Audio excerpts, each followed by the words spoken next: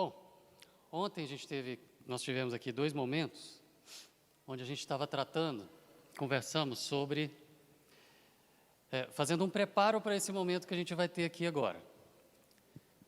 Nós conversamos um pouco sobre a história aí da ciência e fé, ou seja, Tá bom. Nós conversamos sobre o problema que existe entre ciência e fé, tratamos um pouquinho o que está por trás, ou seja, existe uma guerra, existe um problema seríssimo entre ciência e fé? Não existe. O que existe, na verdade, é uma disputa entre indivíduos de um lado e do outro que declaradamente querem brigar, com um lado e com o outro. Eu estou falando, inclusive, dentro da religião. Então, entre ciência e religião. Ou seja, dentro da religião, e eu estou usando uma palavra bem genérica mesmo, religião, que é tudo, né? São várias diferentes igrejas e correntes diferentes, mas tem pessoas que são belicosas, ou seja, pessoas briguentas mesmo, que querem brigar, querem romper com a ciência, que não existe nada, derruba tudo e tal. E do mesmo jeito, e aí, a gente olhou um pouquinho para a história, que a igreja bateu muito também no passado, né? Tentando controlar, podar, não pode falar, não pode pensar diferente, não pode... E aí essa coisa toda gerou uma reação que a gente está vendo agora a reação também. Mas, por outro lado, quando a gente olha hoje para o lado da ciência, não é a instituição, né, não é a ciência como um todo, que está brigando contra a religião e contra a fé. Mas, na verdade, tem alguns indivíduos que estão encabeçando movimentos, algumas situações, em alguns movimentos particulares, mas existe um organizado grande e de influência no mundo inteiro, que é o principal movimento ateísta do mundo, que é o que a gente tratou ontem, que estrategicamente está trabalhando para não ficar brigando e parecendo que está brigando, mas estar influenciando para poder tentar tornar o mundo cada vez mais ateu. Isso estratégico, isso escrito, como eu coloquei ontem, mostrando que tem os sites, tem os livros, tem as entrevistas, não é nada escondido, ou seja, eles declaradamente falam e declaram que eles acreditam que o mundo seria melhor se não tivesse religião, então vamos trabalhar em função de acabar com a religião. Então, a gente tratou disso daqui ontem. Mas a gente viu que, no fim das contas, não tem nada de ciência nessa disputa. Não tem nada de a ciência prova que Deus não existe, como a gente viu, que, na verdade, essas provas não existem. Elas são muito pelo contrário, a gente só encontra evidências da existência. Mas os indivíduos, esses indivíduos, escolheram não acreditar. É uma questão de fé, escolha. Mesmo não tendo evidências, escolheram não acreditar que existe um Criador, porque tira peso da consciência, tira regrinhas da cabeça e se sentem mais confortáveis entendendo que não existe nada além dessa vida e deste mundo, certo? E a partir daí, eles vão conquistando cada vez mais pessoas para o seu lado para poder brigar junto com eles e tentar ganhar mais adeptos. Então, é uma disputa. E isso tudo porque mexe com os brios, mexe com o orgulho, com o eu. Se o indivíduo tem alguém acima dele, se tem alguém acima dele, ele não pode se achar o máximo, porque existe um padrão diferente, existe um padrão moral, existem regras, existe o certo e errado, existe uma série de coisas que vão diminuir um pouquinho o ego dele. Por outro lado não, na mesma linha, na mesma direção, a estratégia deles para poder trabalhar no mundo, para convencer cada vez mais pessoas para o ateísmo, já que não tem argumentos fortes o suficiente, na verdade não existem argumentos fortes, são de quê? Ficar falando, repetindo, sem parar, a mesma coisa até todo mundo acreditar. E fica repetindo, Deus não existe, a ciência prova, Deus não existe, a ciência prova, Deus não existe, a ciência prova, e todo mundo sai repetindo que Deus não existe, a ciência prova, mas ninguém vai atrás de saber quais são as provas. E na hora que a gente vai atrás de ver quais são as provas, a gente dá risada como a gente viu ontem, certo? As que a gente viu são as melhores, segundo os cabeças do movimento. Qualquer outra é menos forte do que aquelas de ontem, e vocês viram a força do que elas são, né? Que não tem. Bom, nós vimos também ontem que, dentro da teologia, ou seja, do nosso lado, a história do pensamento humano que trouxe a sociedade e a evolução da sociedade para onde ela está, de tecnologia, de desenvolvimento político, social, artístico, veio em grande parte, graças ao incentivo e financiamento que a igreja veio fazendo ao longo da história, para as pessoas estudarem a criação de Deus. O homem, ele naturalmente, ele tem uma sede de Deus. Qualquer ser humano em qualquer lugar, em qualquer meio de mato de tribo indígena vai estar cultuando alguém. O homem, naturalmente, ele tem a necessidade de procurar se relacionar com o Criador. Dessa necessidade vão surgindo as concepções de Deus diferentes que ao longo da história a gente veio vendo. Em todas as culturas tem aí os deuses e os mitos e as coisas que estão ali. O divino. Isso sempre existiu. Isso é natural do ser humano. E o ser humano busca esse relacionamento com o Criador. Dentro do cristianismo e da teologia,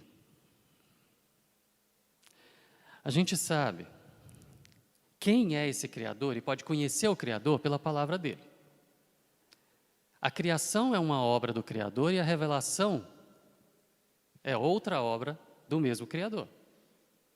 Nós estamos falando de que tudo que existe, que foi criado por ele, vem das mesmas mãos de quem inspirou isso aqui.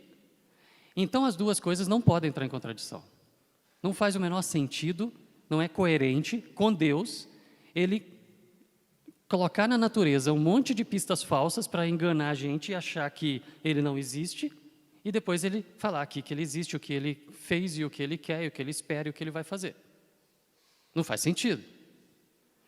Então, quando o homem vai estudar a natureza, e é isso que a ciência faz, quando o homem vai estudar a criação, a natureza, o universo, ele está estudando as obras do Criador. Ele acreditando em Deus ou não, ele está estudando as obras do Criador. Ok? E ali ele vai chegando a conclusões, a partir do que ele vai estudando, ele vai chegando a conclusões a respeito da história da existência e de tudo, que apontam o tempo todo para a existência de um Criador. E se ele quer encontrar esse Criador, ele encontra esse Criador aqui. Só que o conhecimento humano sobre a criação veio evoluindo, veio desenvolvendo, veio crescendo. Quanto mais o tempo passa e a tecnologia e o conhecimento vai desenvolvendo, a gente vai conhecendo mais a respeito desse Criador. Os cientistas, as pessoas que passam a sua vida estudando, conhecem muito mais da criação do que quem não passa a vida estudando. Ou seja, conhecem muito mais de uma das obras do Criador do que quem não passa a vida estudando. Só que eles não dão nome para esse Criador, é mãe natureza, é força do universo e etc. Quando não crê em Deus. Quando crê em Deus, nossa, Deus é maravilhoso, olha o que Deus fez e tal, mas está descobrindo as mesmas coisas, estudando as mesmas coisas. A gente não precisa, para conhecer a Deus, a gente não precisa estudar a natureza e a criação. Se a gente estuda a natureza e a criação, a gente enxerga que existe um Criador. Mas se a gente estudar só as Escrituras, a gente conhece esse Criador e relaciona com Ele. Então é possível você viver sua vida sem pensar em nada de estudar a criação e a natureza, tudo bem, e se relacionar com Deus, tudo bem, porque você tem tudo que você precisa aqui na Bíblia. Só que quando você tenta linkar as duas coisas, quando a pessoa tenta olhar para a natureza e ligar com isso daqui, aí você tem que achar coerência entre as duas obras do mesmo autor. E para achar essa coerência, aí surgem as diferentes correntes teológicas. E as correntes teológicas, no meio dessas fotos que estão aí só tem livros de teólogos, só obras de teólogos cristãos, todos eles, a respeito das origens. Ok? Existem várias correntes teológicas, mas 5 são principais. Tem um curso que eu dei na escola bíblica de todas elas, que a gente vai estudando todas elas, não é o objetivo aqui, a gente vai falar sobre a criação aqui, mas existem 5 correntes principais. 2 delas defendem uma terra jovem, que o mundo teria no máximo 10 mil anos. 3 delas, que a terra tem a idade do que a ciência está apontando que tem, 4,5 bilhões de anos. Nossa, mas isso não é incompatível, não sei o quê. Nós vamos tratar disso aqui. Mas ontem eu falei do cineminha e eu quero falar de novo dele. Agora eu quero fazer com vocês um exercício aqui da gente ler Gênesis. Nós vamos ler Gênesis 1, que fala o que Deus fez na criação. Só que para a gente fazer esse exercício, nós vamos tentar tirar da cabeça os filminhos que a gente criou na cabeça quando a gente foi assistindo a aula de escola bíblica e pensando na criação. De que ele falou, plim, apareceu pronto. Falou, plim, apareceu. Não, vamos ler o que está escrito, sem pensar no que a gente está acostumado a pensar. Vamos ler o que está escrito. Eu não estou falando para a gente mudar a interpretação, não é isso. O que eu estou falando é que nós vamos ler o que está escrito. Porque quando a gente lê, passando o olho, e a gente vai associando com o filminho que a gente faz na cabeça. Só que esse filminho não está escrito. Esse filminho foi criado na década de 60. Antes dele, tiveram vários teólogos que pensavam diferente, que falavam diferentes, a partir do que estava escrito. Mas na década de 60, nos Estados Unidos, criaram aquele filminho, aquela imagem que todo mundo agora tem quando pensa da criação. Haja luz, bum! Aparecem os vegetais, e bum! E aparecem os animais, e bum! E aí é o homem, bum! E aparece tal. É porque os efeitos especiais da década de 60 eram congela a câmera, aí coloca o outro que vai aparecer no cenário e aperta o play, o REC de novo para poder gravar. Então, pensa no Sítio do Pica-Pau Amarelo no passado. Na hora que alguém ia aparecer, parava, congelava a câmera, a outra pessoa entrava na cena e ligava de novo, aí plim, aparecia. Aquele padrão de efeitos especiais que existia na década de 60 fez a gente formatar e botar dentro da cabeça da gente um filminho do que a gente acha que foi quando Deus fez. Mas não está escrito, e é isso que a gente vai ver aqui. Tá bom? Só que para isso, eu preciso que aqueles que na hora que a gente for falando, ficarem incomodados, aperta o botão de pausa e espera chegar no cineminha lá no céu. Lembra do que eu falei ontem? Nós não vamos mudar nada do que está escrito aqui, nós não vamos mudar interpretações e não vamos fazer nada, olha, esse texto não é literal, nada disso, isso aqui é o que é, do jeito que sempre foi, é literal, não estou falando, mudando nada do que está nas escrituras. A única coisa que eu quero que a gente faça é ler o que realmente está escrito, sem ficar imaginando coisas, tá?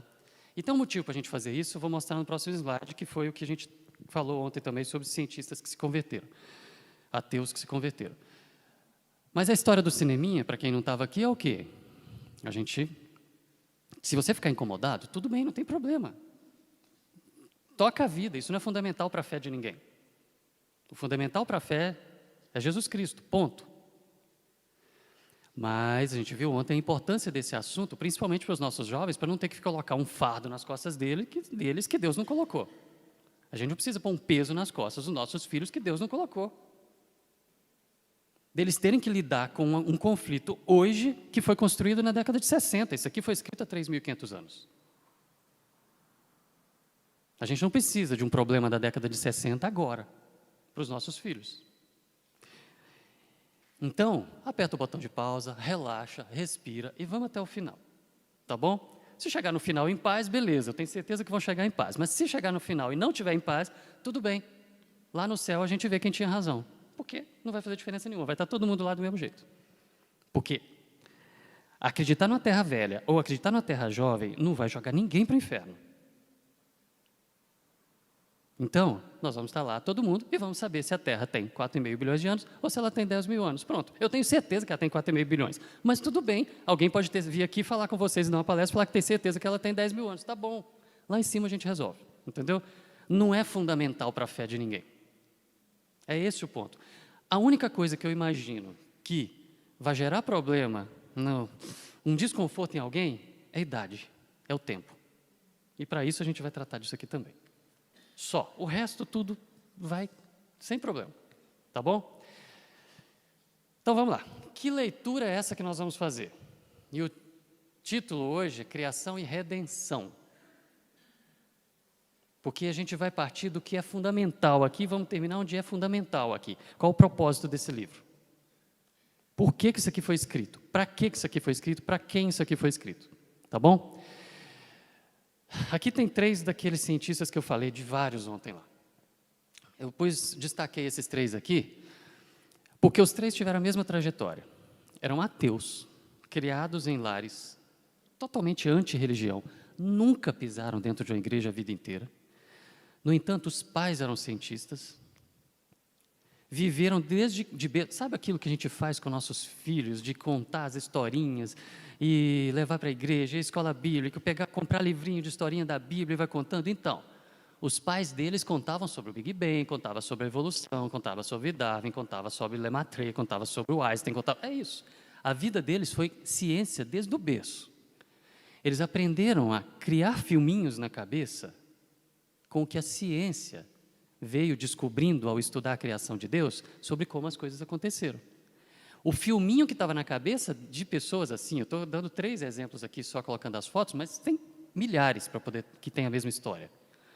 O filminho que foi formado na cabeça dessas pessoas, quando pensam em origens, na história da existência, da origem do universo, da vida, da terra, de tudo, foi um filminho formado na cabeça deles a partir do que a ciência descobriu sobre o que Deus fez. Só não chamava de Deus, chamava de natureza. Só isso. Mãe natureza, força da natureza. Se trocasse o nome para Deus, era igual o que a gente faz com nossos filhos. A única coisa é que eles foram criados ouvindo histórias do que a ciência fala, sem usar o nome de Deus. Só que quando eles cresceram, quando eles se desenvolveram, quando eles se formaram, eles também foram ser cientistas. E quando foram ser cientistas, eles foram estudar. E quando eles foram estudar, eles foram atrás das tais provas de que Deus não existe. E quando eles viram que elas não existem, eles começaram a aprofundar os estudos nas áreas do conhecimento deles. Aqui a gente tem um físico, o que a Rosalinha é? Matemática, e o Alistair, que é químico, bioquímico.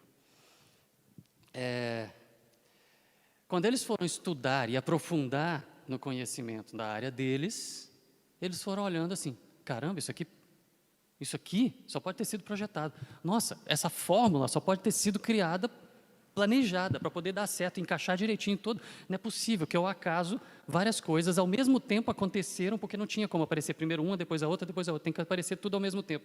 Então, quando você olha para isso, não, isso aqui tem que ter sido planejado para poder dar certo. E eles foram chegando à conclusão, caramba, existe Deus, existe um Criador. Só que aí, quando eles falaram, existe um Criador, eles não tinham a mínima noção de como procurar esse Criador, porque eles nunca tiveram uma formação religiosa, nunca pisaram na igreja, nunca tiveram dentro de casa nada relacionado à religião, nenhuma. E aí eles eles seguiram o raciocínio, como eu citei ontem, que é, se existe um Criador, e se esse Criador se relacionou com o homem, se comunicou com o homem, isso deve estar em alguma religião. Foi esse o raciocínio deles. O Einstein foi criado num contexto judeu. E à medida que ele foi aprofundando os estudos dele, usam o Einstein para falar que ele era ateu e usam o Einstein para falar que ele era crente de cria em Deus, né? Por causa de família judaica e tal. Mas quando ele foi aprofundando os estudos dele e vendo que não tem como, existe um Criador, ele usava a expressão do Deus dele. Ele falava, e aí hoje em dia é o Deus de Einstein, que é quem? A força da natureza que criou todas as coisas, que está fora do universo, que deu o pontapé inicial lá no Big Bang, e que criou todas as formas e pôs tudo direitinho para funcionar, e tudo que está acontecendo foi planejado lá no início e tal, mas que ele não chamava de Deus, mas da força lá de fora. Tudo bem. Ele está falando de Deus, é do mesmo, só que ele está botando outro nome. Aí foi o que eles chegaram, falaram, caramba, o Deus de Einstein existe. Essa força lá fora existe. Mas será que ela se comunicou com o homem? Se ela se comunicou, está em alguma religião. Se está em alguma religião, deve estar em algum livro sagrado. E começaram a ler os livros sagrados. E aí, nossa, isso não tem nada a ver. Nossa, isso não tem nada a ver. Olha, isso não casa. E quando leram Gênesis 1, todos têm a mesma história. Quando leram Gênesis 1, com o filminho do que a ciência ensinou para eles na cabeça, e leram Gênesis 1, todos eles, a descrição é, se arrepiaram. Falaram, caramba. Aí eles foram atrás, sabe de quê? Será que é verdade que isso aqui foi escrito há mais de 3.000 anos? Ou há mais de 2.000 anos, dependendo do texto que eles estavam lendo e tal, mas será que é verdade que isso aqui está escrito há tanto tempo? Mas não é possível. É impossível alguém escrever o que escreveu aqui, porque isso só foi descoberto agora e tal. Aí eles entraram em parafuso e falaram, caramba, isso aqui é verdade. E eles se converteram lá no Gênesis 1. É isso que eu quero tentar fazer com vocês aqui. É difícil para a gente não tem o filminho da ciência na cabeça, mas é difícil para a gente ler sem pensar no pilim-pim-pim da Emília do Sítio do Pica-Pau Amarelo, que plim, apareceu pronto. Mas não está escrito aqui que apareceu pronto. Vamos lá, é isso que nós vamos ler. Nós vamos fazer uma leitura, então, 2 vezes, da história das origens. 2 vezes. Eu vou contar uma primeira história aqui.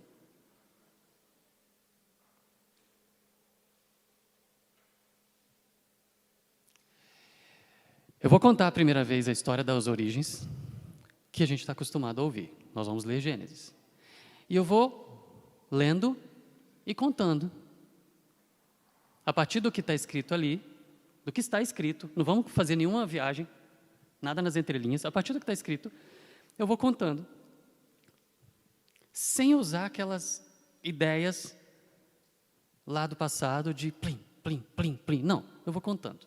Mas está escrito aqui. Nós vamos lendo e vamos fazendo alguns apontamentos. E depois eu vou voltar. Aqui tem duas vezes a história.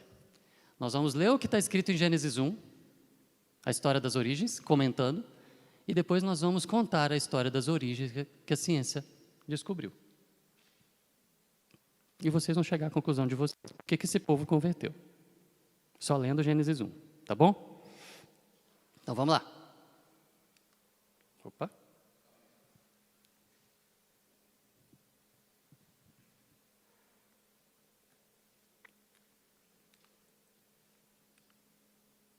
Não está respondendo.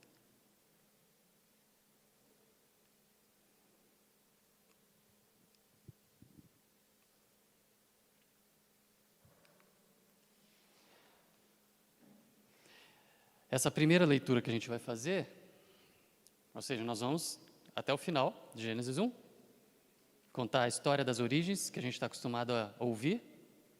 Aí a gente vai parar, fazer um intervalinho, e depois a gente volta e nós vamos contar a história das origens segundo a ciência, tá bom? É isso que a gente vai fazer. Vamos lá. Por que tem uma Bíblia com um cadeado aí?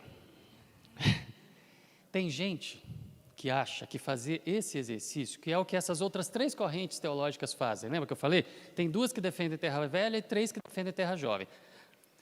Desculpa. 2 que defendem terra jovem e 3 que defendem terra velha. As 3 que defendem terra velha, elas fazem essa leitura sincronizada aqui, Bíblia e ciência, e vê, caramba, é tudo igual. Tá bom. As 2 outras correntes teológicas, de teólogos, que defendem uma terra jovem, que a terra tem só no máximo 10 mil anos, não conseguem fazer essa leitura casada, ciência e fé. E aí fica parecendo que a criação de Deus fala uma coisa e que a revelação de Deus fala outra. E aí fica incoerente. E aí qual que é a proposta dessas 2 correntes que são antagônicas? Destrói a ciência toda, não acredita em nada que está aí, vamos recriar a ciência a partir da Bíblia.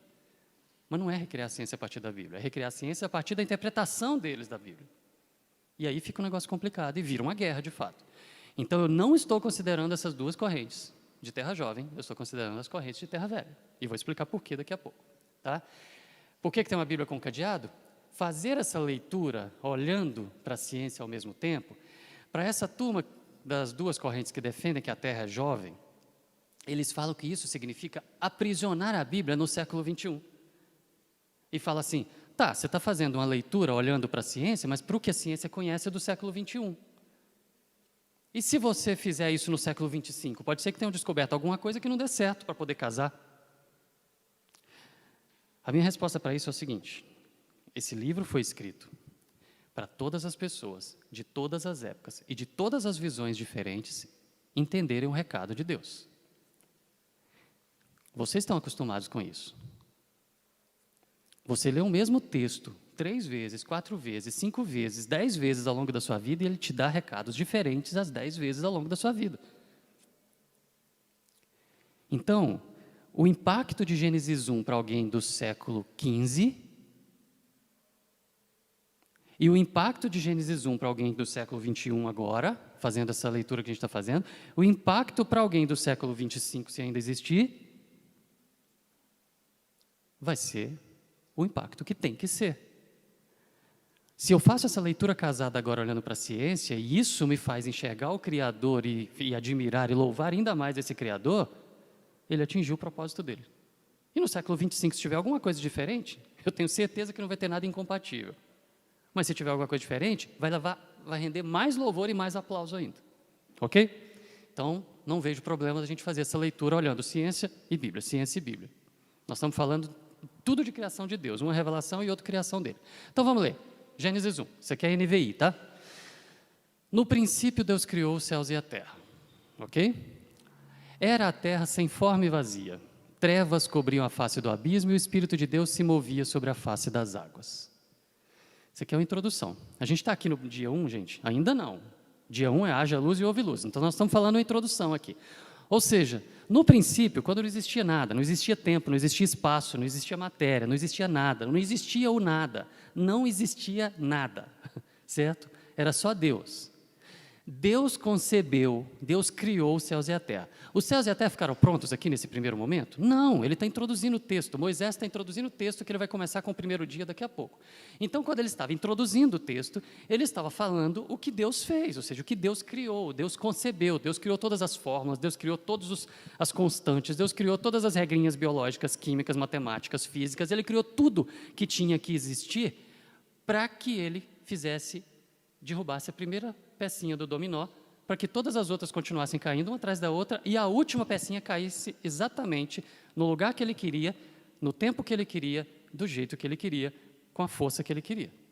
Ele planejou tudo nesse momento antes de dar o pontapé inicial. Ok?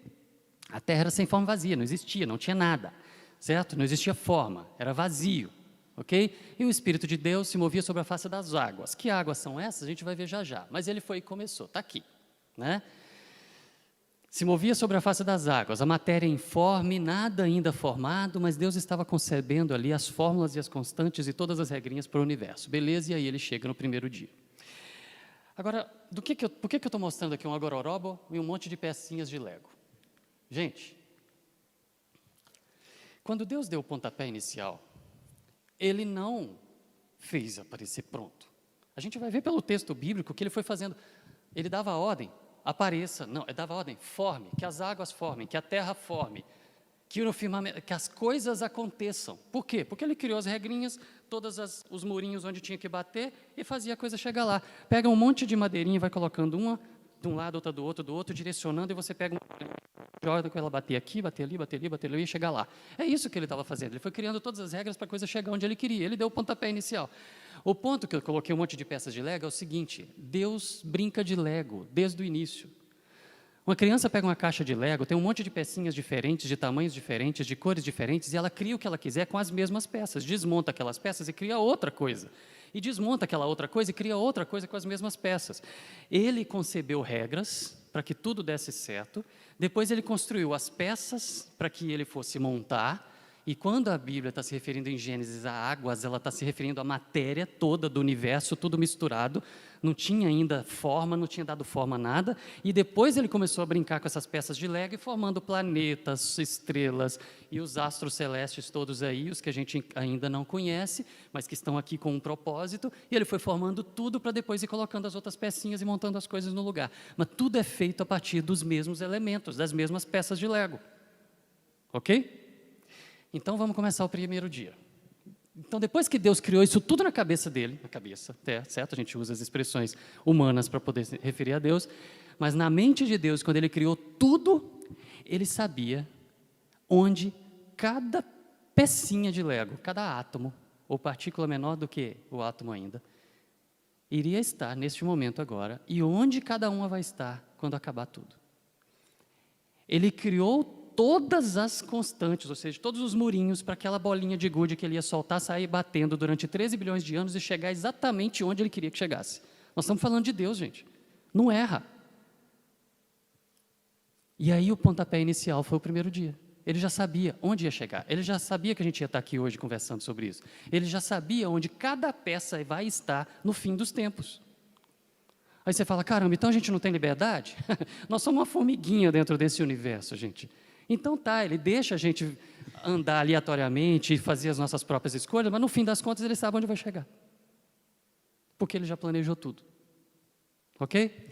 Aí ele deu o pontapé inicial, que quando a gente viu ontem, quando o Lemaitre chegou para o Einstein e mostrou para ele os cálculos, e mostrando que o universo estava expandindo, de forma que o universo tinha um princípio e não era eterno, e ele olhou e falou, caramba, isso parece criação de Deus? A conclusão era o quê? O haja luz era o Big Bang. Porque todas as regras estavam prontas e naquele momento elas começaram a funcionar e bater aleatoriamente as peças um do lado do outro, batendo ao acaso e as coisas se formando. Por quê? Porque ele já tinha planejado para tudo acontecer. Aí vamos lá. E disse Deus, haja luz, e houve luz. Só isso. Ele só falou e aconteceu. Haja luz e houve luz.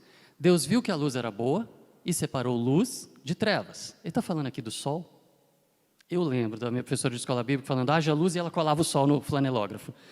Ele não está falando de sol. Flanelógrafo, eu sei que a maioria aqui não sabe o que é isso, mas era a multimídia da época. É luz. O que é luz? É energia. É energia. É só isso. Quando Deus falou haja luz, Ele criou a energia. Que energia? Toda. Toda o quê? Toda. Toda a energia do universo. Toda a energia que está fluindo hoje aqui. Toda a energia que vocês estão usando agora para poder prestar atenção, para poder piscar. Gente, se você piscou agora, uma alga fez fotossíntese lá no mar algum tempo atrás para poder pegar a energia do sol, colocar essa energia num carboidrato para poder um peixe comer, para depois você comer o peixe, para depois esse carboidrato ir para dentro, passar pelo seu tubo digestivo, para o seu intestino absorver, para jogar na corrente sanguínea, para ela poder transportar até a sua célula, jogar dentro da sua célula, a sua célula captar, jogar dentro da mitocôndria queimar e liberar a luz do sol lá dentro para poder você usar essa energia para piscar.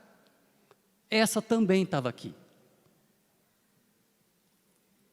Ele criou toda a energia do universo que está lá, desde o início e está até agora. Que é constante. Tá bom? Aí Deus chamou a luz dia e as trevas chamou noite, e passaram-se tarde e manhã, e esse foi o primeiro dia. Então disse Deus, haja luz. E houve o Big Bang. E houve luz. O Big Bang foi quando a energia do universo todinha, que estava concentrada num ponto, se expandiu. Não é, Big Bang é um nome errado, mas virou apelido. Ou seja, não é uma explosão, é uma expansão. Ela abriu. Você joga uma pedrinha na água, ela não faz ondas circulares e vai. Isso é uma expansão. Ela abriu. Toda a energia do universo começou a expandir de uma vez. Só energia. Tá bom? Só que o texto fala que ele fez... Haja luz e houve luz, viu que a luz era boa e se separou luz das trevas. Presta bem atenção nisso, nós estamos falando do texto bíblico. Separou luz das trevas, de um texto escrito há 3.500 anos, tá bom? Estou arredondando, gente, eu sei, vocês sabem disso, né? Não vou falar há 3.000 e quantos anos certinho, está por aí. Bom, então, disse Deus, haja luz, e toda a energia do universo se expandiu. Daqui a pouco eu vou falar o que a ciência fala sobre esse momento. E aqui no texto bíblico está falando que separou de luz e de trevas, né? Tá bom. Aí continua. Depois disso, Deus, haja entre as águas um firmamento que separa águas de águas. Então Deus fez o firmamento e separou as águas que estavam abaixo do firmamento das águas que estavam acima do firmamento. E assim foi. Ao firmamento Deus chamou céu. Passaram-se tarde e manhã, esse foi o segundo dia. Gente, nós estamos falando desse céu azul que a gente olha aqui, que ele só é azul porque os raios solares batem e dão uma inclinada e fazem aparecer azul para a gente. Nós estamos falando do universo aqui. Ele não fez nem sol ainda, nem lua, a terra, não fez nada. Então nós estamos falando de água aqui no planeta Terra, gente. Não, ele está falando do universo ainda, ele está lá fora. E o que é em cima e embaixo do universo? Depende do referencial, depende de quem está olhando. Se eu estou olhando aqui, aqui é em cima, mas se uma pessoa que está de cabeça para baixo, aqui é embaixo. Para o universo não tem em cima, não tem embaixo. Então depende de onde estava a visão de Moisés quando Deus passou esse filminho para ele. Eu estou doido para ver esse filminho. Entendem? Mas beleza. Moisés estava lá descrevendo o que Deus mostrou para ele. Como que foi o Apocalipse? Deus mostrou através de um sonho para João, certo? Então, para Moisés, provavelmente foi alguma coisa do tipo. Ele não escreveu para a gente como que foi, mas Deus mostrou para ele como aconteceu. E onde Moisés estava, ele estava vendo. Não existia nada, a escuridão, haja luz e apareceu energia. E aí depois as trevas, separou luz de trevas, e ele está descrevendo. E aí depois ele começa a separar águas de águas. O que é águas de águas, gente? É aquela gororoba. A energia surgiu e depois apagou. E aí a matéria veio surgindo a partir de toda aquela energia. E quando a matéria veio surgindo, matéria é tudo que é físico, todas as pecinhas de Lego, todas as partículas. Aquilo veio surgindo, só que tudo ao mesmo tempo e misturado. E aquilo era líquido inicialmente, gasoso, depois líquido foi surgindo e foi aparecendo, e aquilo parecia, na verdade, água, quando você joga um monte de coisas coloridas, e elas vão se misturando. Era uma gororoba, como a gente consegue ver isso daqui. E aquela mistura de líquido ali que Moisés estava vendo, ele começou a separar em partes para um lado e partes para outro. Moisés está aqui, partes que estão indo para cima e partes que estão para baixo. E ele foi separando as porções de matéria que depois foram formando as galáxias. Ok? Tá bom. Isso aqui é a história do universo segundo a ciência. E segundo a ciência, isso a partir do Hubble, o que aconteceu é que 13,7 bilhões de anos atrás não existia nada, nem o tempo existia, e do nada, do nada, algo que não existia, toda a energia do universo se concentrou num ponto, e a física até hoje está tentando discutir o tamanho desse ponto, mas toda a energia do universo se concentrou num ponto, e, num determinado momento, aquele ponto, com toda a energia do universo, alguma coisa aconteceu lá e fez ele expandir. Ok? E esses cientistas que estavam lendo isso daqui, ateus, olharam e falaram, caramba. E essa energia toda do universo que expandiu, foi de uma vez, energia luminosa, aos montes, e depois ela apagou. E eles deram o nome do período posterior a esse de Idade das Trevas. Então, a primeira coisa foi luz e depois trevas. E aí depois começaram a surgir as massas que iam virar os corpos celestes, separando da matéria. Porque enquanto estava no período das trevas, a matéria foi aparecendo. Primeiro veio luz e depois apagou. Aí depois a matéria veio surgindo e depois ela foi agrupando em partes e essas partes foram se separando. E depois vieram formando as galáxias e tal, e a gente está aqui hoje. Isso aqui é o tempo e a gente está aqui hoje. E esse aqui é o Hubble, que está se aposentando já. Bom, e aí a gente continua. E disse Deus, ajuntem-se num só lugar as águas, a matéria, certo? Que estão debaixo do céu. Ou seja, Moisés já está se posicionando num lugar do universo, vendo, certo? As águas que estão se separando, ou seja, a matéria que está se separando para todo lado, está lá formando os astros celestes e tal, e ele está parando num lugar, e aí ajunta num só lugar a matéria, e estamos formando um corpo celeste aqui. Estamos formando algo sólido aqui. Ajunte-se num só lugar as águas que estão debaixo do céu. Agora ele já está olhando lá para cima e vê o céu, o universo está para lá, ok? E agora aqui vamos separar, dentro dessa bola de massa incandescente que está aqui resfriando, começa a aparecer a água, um outro líquido, que ele estava vendo líquido de matéria lá e líquido aqui. Gente, nitrogênio líquido tem cara de água, hidrogênio líquido tem cara de água, água tem cara de água, tudo tem cara. A matéria líquida estava ali, ele estava chamando de matéria, de água, o que era matéria. Ele tinha essa linguagem, matéria? Não, não tinha lá. Não existia essa palavra, essa expressão ainda, ok? Então, está separando águas de águas, a matéria lá. E aí, nessa porção aqui de água que separou, de matéria que separou, ele olha e começa a separar a água do seco, a parte seca da parte molhada. E ele está falando, ajunta num só lugar as águas que estão debaixo do céu. Então, agora ele está falando debaixo do céu, aqui na terra, tá? E aparece a parte seca, ou seja, a água, de fato, que a gente chama de água, e a terra.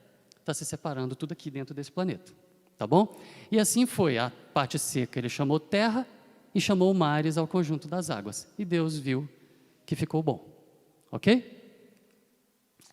Essa aqui é a terra quando ela nasceu. Só a água, e surge no meio da água um mega de um continente, que é a Pangeia, que vocês já devem ter feito isso em casa, de pegar o mapa mundi, recortar e montar o quebra-cabeça. Tudo se encaixa, certo? Era um continente só, e ele está se expandindo, está se espalhando. Por isso que a gente tem continentes separados, mas se você encaixar, está tudo ali. Aqui, ó, a América do Sul, olha aqui a África, encostadinha uma na outra. Aqui a Europa, encaixada aqui na Ásia, tudo encostadinho, tá bom?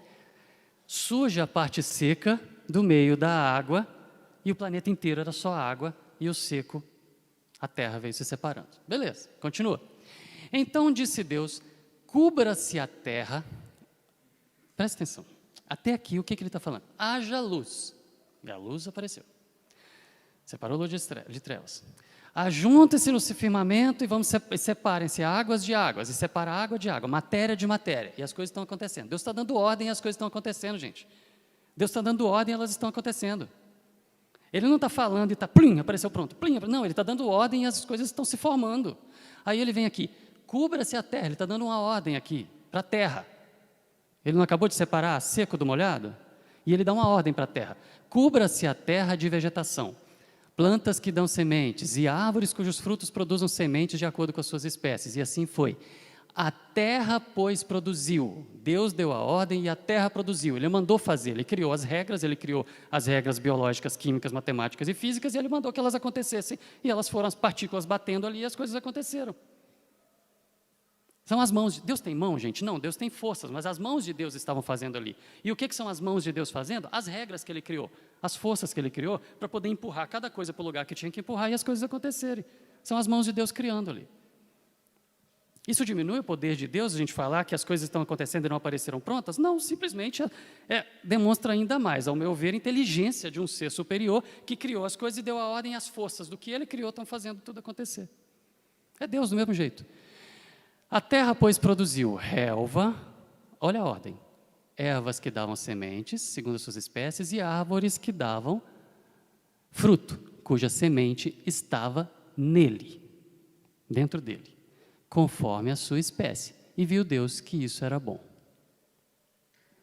Quem já estudou biologia, já estudou a ordem com que os vegetais apareceram no planeta. Briófitas, pteridófitas, gimnospermas e angiospermas. Esses são os nomes. É exatamente a mesma ordem. Só que isso aqui, essa ordem com que os vegetais apareceram no planeta, gente, há 2.400 anos, Aristóteles começou a tentar descrever plantas e animais separadamente. Há 300 anos, o Linneu dividiu em classes, dando uma hierarquia aí para os seres vivos. E apenas há 300 anos, o avô do Darwin, Erasmus Darwin, falou que a origem foi gradual. Briófitas, pteridófitas, gimnospermas e angiospermas. A ordem com que os vegetais apareceram. No entanto, num texto de 3.500 anos atrás, que não está escrito em nenhum outro lugar desse planeta, de nenhuma outra cultura antiga, de nenhuma parede de pirâmide, de lugar nenhum, só aqui está escrito a ordem. Briófitas, pteridófitas, gimnospermas e angiospermas, só que com nomes que alguém entenderia lá no passado. Relva, depois ervas que davam sementes, depois as árvores que davam fruto, sem semente, e dentro, e depois as que davam fruto com semente dentro.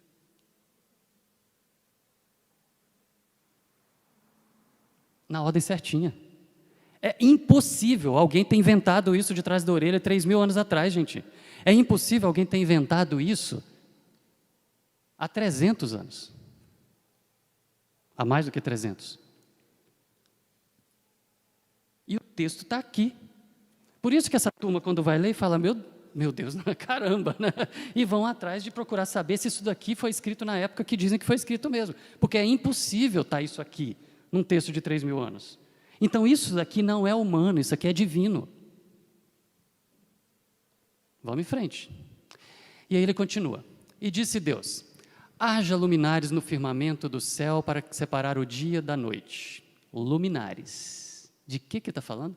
Sirvam para sinais, para marcar as estações, os dias e os anos. Sirvam de luminares no firmamento do céu para iluminar a terra. E assim foi. Deus fez os 2 grandes luminares, o maior para governar o dia, o menor para governar a noite. Fez também as estrelas, e Deus os colocou no firmamento do céu, no universo, para iluminar a terra, governar o dia e a noite e separar a luz das trevas. E Deus viu que ficou bom. Passaram-se tarde e manhã, e esse foi o 4º dia. Gente, tudo que está sendo descrito até agora por Moisés foi a partir da visão dele. Porque ele está olhando, não tem nada. Depois ele está olhando, apareceu energia, a luz. E depois ele está olhando, separou das trevas. Depois ele está olhando e está separando a matéria no universo. Depois ele está olhando e separou um bolo de matéria aqui, começou a secar e apareceu a água, depois apareceu a parte seca. Aí depois ele está olhando e vão os vegetais na ordem certinha que aconteceram. Aí depois ele vai e olha para cima, está tudo fechado, está tudo coberto, não tem nada ainda. Mas aí abre e ele olha, céu. Ele olha, sol, lua, estrelas e tal. Aquilo foi criado agora, no 4º dia? Não.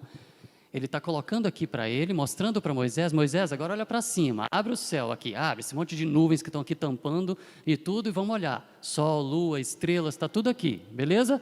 E agora a rotação da Terra tá certinha, dia e noite está certinho, as estações estão certinho, está tudo funcionando certinho. Deus está mostrando para Moisés o que ele fez e ele fala, agora, luz ele criou lá no início, a energia. Agora ele está falando de um corpo celeste que ilumina e que gera luz para este planeta aqui, onde agora Moisés está posicionado olhando as coisas. Beleza? É assim, eu estou fazendo a leitura como eles fizeram, tá? Como esses cientistas que eram ateus fizeram disso daqui, falando isso daqui é divino. Tá bom? É esse tipo de leitura que uma pessoa que não foi formatada com um jeito de pensar da década de 60, esse tipo de leitura que uma pessoa que conhece a história da ciência olha e fala, isso daqui é divino, isso daqui não é humano. Ok? O texto não está cumprindo o propósito dele? De arrancar louvores, de admiração, de apresentar o Criador? Beleza, então Moisés olha para cima, sol, lua e estrelas, está aqui, quarto dia. Tá bom. E aí ele vem. E disse também Deus, outra vez ele dá a ordem para a criação dele produzir o que ele está querendo que produza. E disse Deus, encham-se as águas de seres vivos. Encham-se as águas de seres vivos.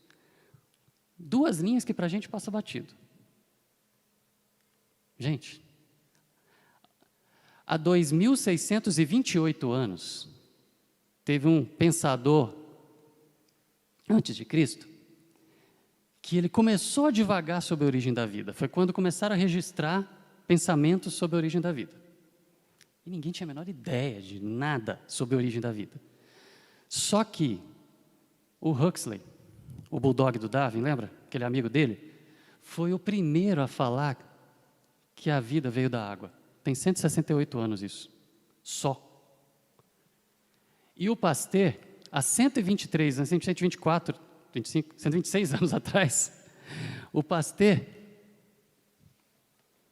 ele afirmou de forma mais metódica dentro do método científico de que a vida, a partir de experimentos que ele fez, de que a vida realmente deve ter surgido na água. A ciência afirma que a vida surgiu na água há 125 anos. No entanto, em Gênesis 1, num texto de mais de 3.000 anos, estava escrito, encham-se as águas de seres vivos. Quando ele vai falar de seres vivos, ele está falando da origem na água.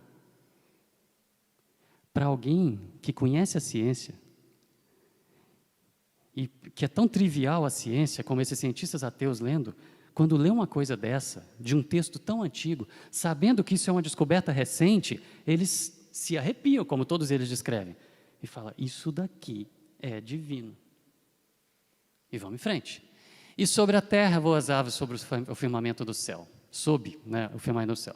E aí ele continua, assim Deus criou os grandes animais aquáticos, dependendo da versão, os grandes monstros marinhos, ok? E os demais seres vivos que povoam as águas de acordo com as suas espécies. Gente, quando ele estava falando isso, e Moisés está descrevendo os grandes monstros marinhos aqui, os grandes animais aquáticos, ele não estava falando de uma baleinha, gente. Ele estava falando de um bichinho desse aqui, que uma baleinha dá para palitar o dente dele. Ele estava falando de uns grandes monstros marinhos, que existiram mesmo. E que a gente recupera de vez em quando o fóssil de alguns deles. Ok? Ele estava criando os gigantes aqui que a criançada gosta. Beleza? E quando ele fala de todas as aves de acordo com as suas espécies, ou seja, de acordo com o seu tipo, ele não estava falando do canarinho, da pombinha, não, ele estava falando de aves que numa bicada só levavam um de nós inteiro. Nós estamos falando dos primeiros. Moisés está sendo apresentado para toda a criação, gente, é a história inteira, ele está vendo tudo acontecer. É o filminho que a gente vai ver lá. Certo?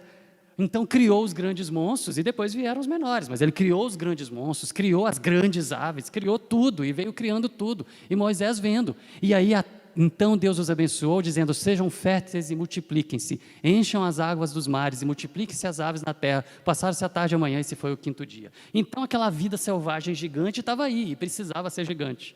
Precisava ser gigante, daqui a pouco a gente vai ver por isso. Por que isso? E disse Deus, produza a terra, mais uma vez ele está dando ordem. Primeiro, produza as águas, a vida. Agora, produza a terra, seres vivos de acordo com as suas espécies, rebanhos domésticos. Olha, primeiro ele falou dos gigantes, aí agora ele vem dos menores. Seres vivos de acordo com os seus tipos, né? Lembra que eu falei lá do inglês? Tipos, aqui em português traduz para espécie, mas não é espécie biológica, cada um do seu jeito, essa que é a ideia no hebraico. seres vivos de acordo com as suas espécies, rebanhos domésticos e animais selvagens e os demais seres vivos da terra, cada um de acordo com a sua espécie. E assim foi. Deus fez os animais selvagens de acordo com as suas espécies, os rebanhos domésticos de acordo com as suas espécies, os demais seres vivos da terra de acordo com as suas espécies, e Deus viu que era bom. Os selvagens, ele está falando do leãozinho, né, gente? Lógico que não, ele está falando dos selvagens. Nós estamos falando de toda a criação, não é da nossa fauna. Na nossa fauna, o leãozinho é o leãozão, o tigre é selvagem, mas nós estamos falando de toda a criação aqui, até do que já existiu e não existe mais. Então ele está falando de quem é selvagem de verdade, né? Perto de um leãozinho, de um tigrinho que não faz nada. Ok?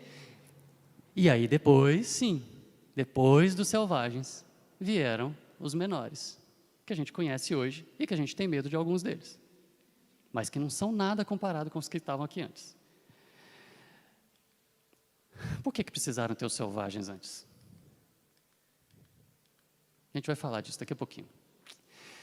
Então disse Deus, façamos o homem à nossa imagem, conforme a nossa semelhança. Domine ele sobre os peixes do mar, sobre as aves do céu, sobre os grandes animais de toda a terra e sobre todos os pequenos animais que se movem rente ao chão. Então veio a cereja do bolo. Mais uma informação que para a gente passa batido, mas para alguém que foi formatado, teve a mente formatada só na ciência, isso não é qualquer coisa. Não é qualquer coisa. A ideia de que o homem foi o último a chegar só existe dentro da ciência há 150 anos. E está escrito num texto de mais de 3.000 anos. Ok? Dá para entender por que uma pessoa se converte a esse livro, sem nem ouvir falar de Jesus, quando lê esse texto? Porque eles não leram com preconceito. Eu não estou falando preconceito pejorativamente, mas conceito formado anteriormente. Essa que é a ideia. Eles não leram com um pré-conceito de um filminho de pirlim-pim-pim da década de 60, só isso. Mas eles leram o texto do jeito que está escrito, do jeito que é. E deu um impacto fantástico de apresentar o Criador para uma pessoa que estuda a criação dele. E que conhece a criação dele de frente de costas. E aí, quando lê isso, fala, caramba, isso aqui está descrevendo tudo que a ciência levou milênios para poder descrever, só que estava escrito num texto de mais de 3.000 anos. É impossível o homem ter escrito isso. Foi uma comunicação do Criador com a criatura. Então, esse livro é verdadeiro. Eu vou estudar esse livro. E eles se converteram e estão até hoje defendendo a fé. E dando aula nas suas respectivas universidades.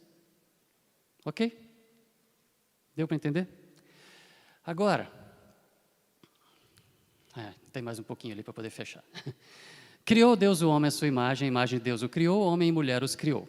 Deus os abençoou e lhes disse, sejam férteis e multipliquem-se, encham e subjuguem a terra, dominem sobre os peixes do mar, sobre as aves do céu, sobre todos os animais que se movem pela terra. Beleza. Agora a gente vai parar um pouquinho e depois, na hora que voltar, a gente vai trocar de lado. Nós vamos fazer a mesma coisa, só que contando da ciência e olhando para a Bíblia. Tá bom? Beleza. Perguntas, eu estava esquecendo. Estava esquecendo das perguntas, gente, desculpa. Muito bem, pessoal. Dá para a gente ter uma ou duas perguntas agora. Eliane.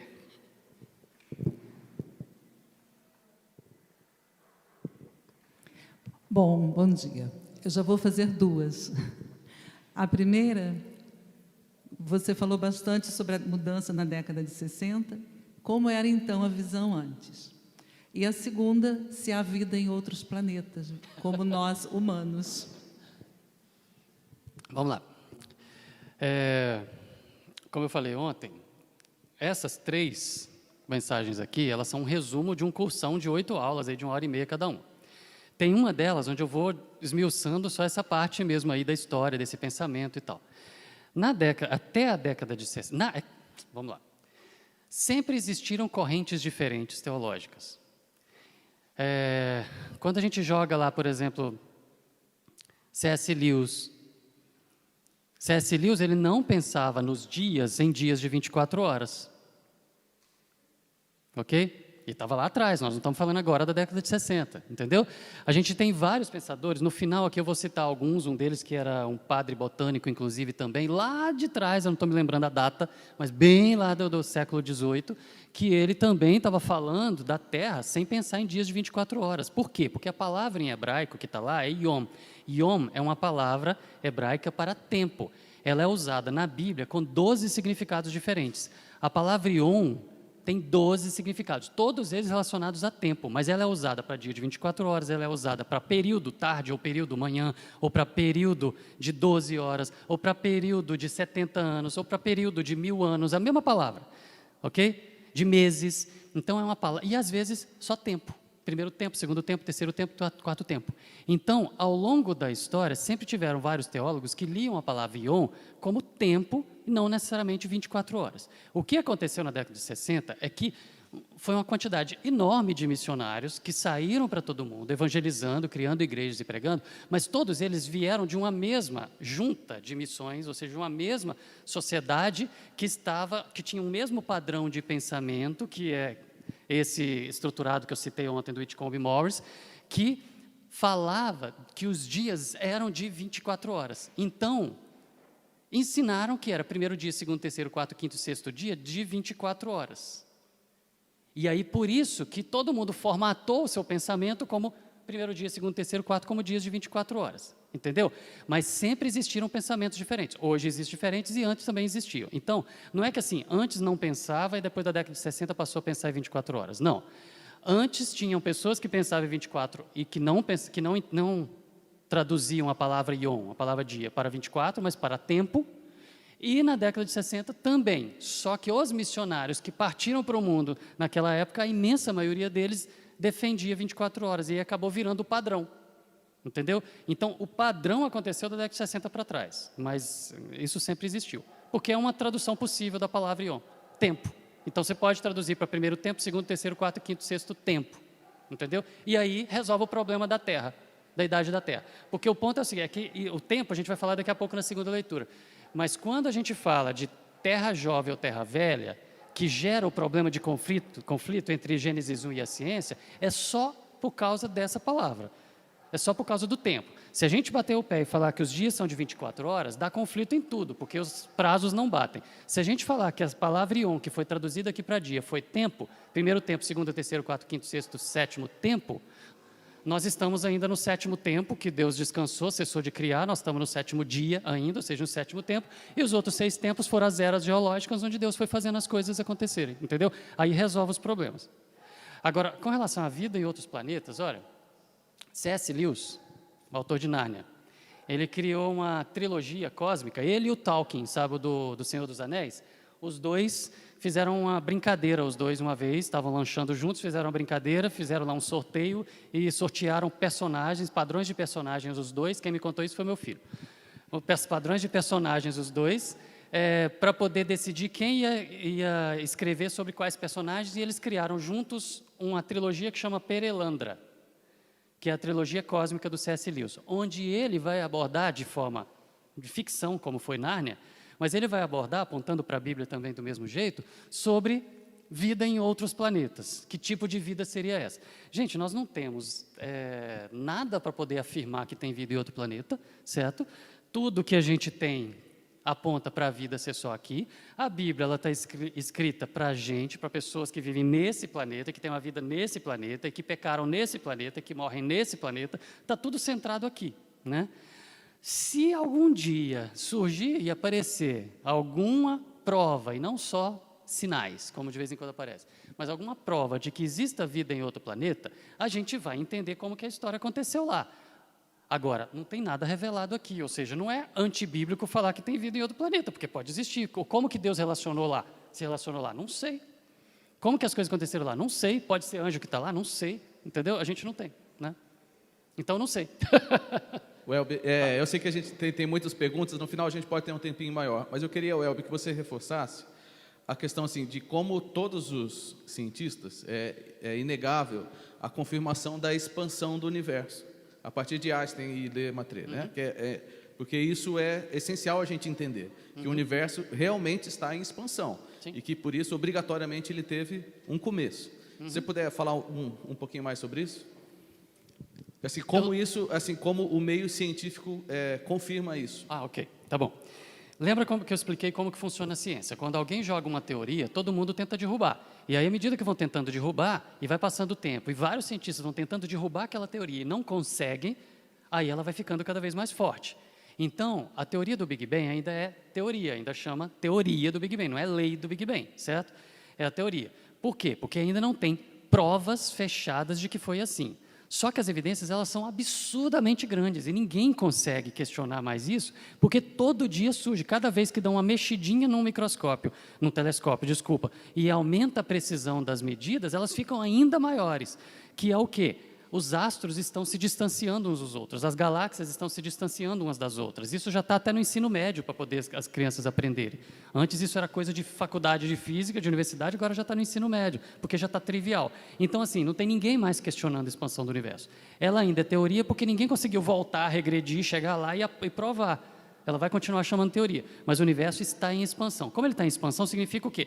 Pensa de novo numa piscina que você joga uma pedrinha no meio, não forma uma onda que aquilo vai abrindo? Exatamente. Começou ali e está se expandindo. E à medida que vai se expandindo, as coisas, os astros, os corpos vão se distanciando uns dos outros. Ok? E como está expandindo, e através desses telescópios espaciais, consegue medir a velocidade da expansão. A velocidade com que os astros estão se distanciando uns dos outros, que as galáxias estão se distanciando umas das outras. Como consegue medir a velocidade que elas estão se distanciando, você consegue voltar o reloginho e falar, então tá, se ela está se distanciando a velocidade x, se for voltando, a gente consegue chegar no ponto zero, que chama singularidade, lá no Big Bang. Porque se ela está expandindo, você volta. E quando você volta, você chega no ponto inicial onde todas estavam juntas. E quando todas estavam juntas, dá 13,7 bilhões de anos atrás, que é o Big Bang, que é quando Deus falou, haja luz. Então, não existe cientista questionando isso mais. Por mais que ainda chame teoria, não tem ninguém questionando o Big Bang, mas não.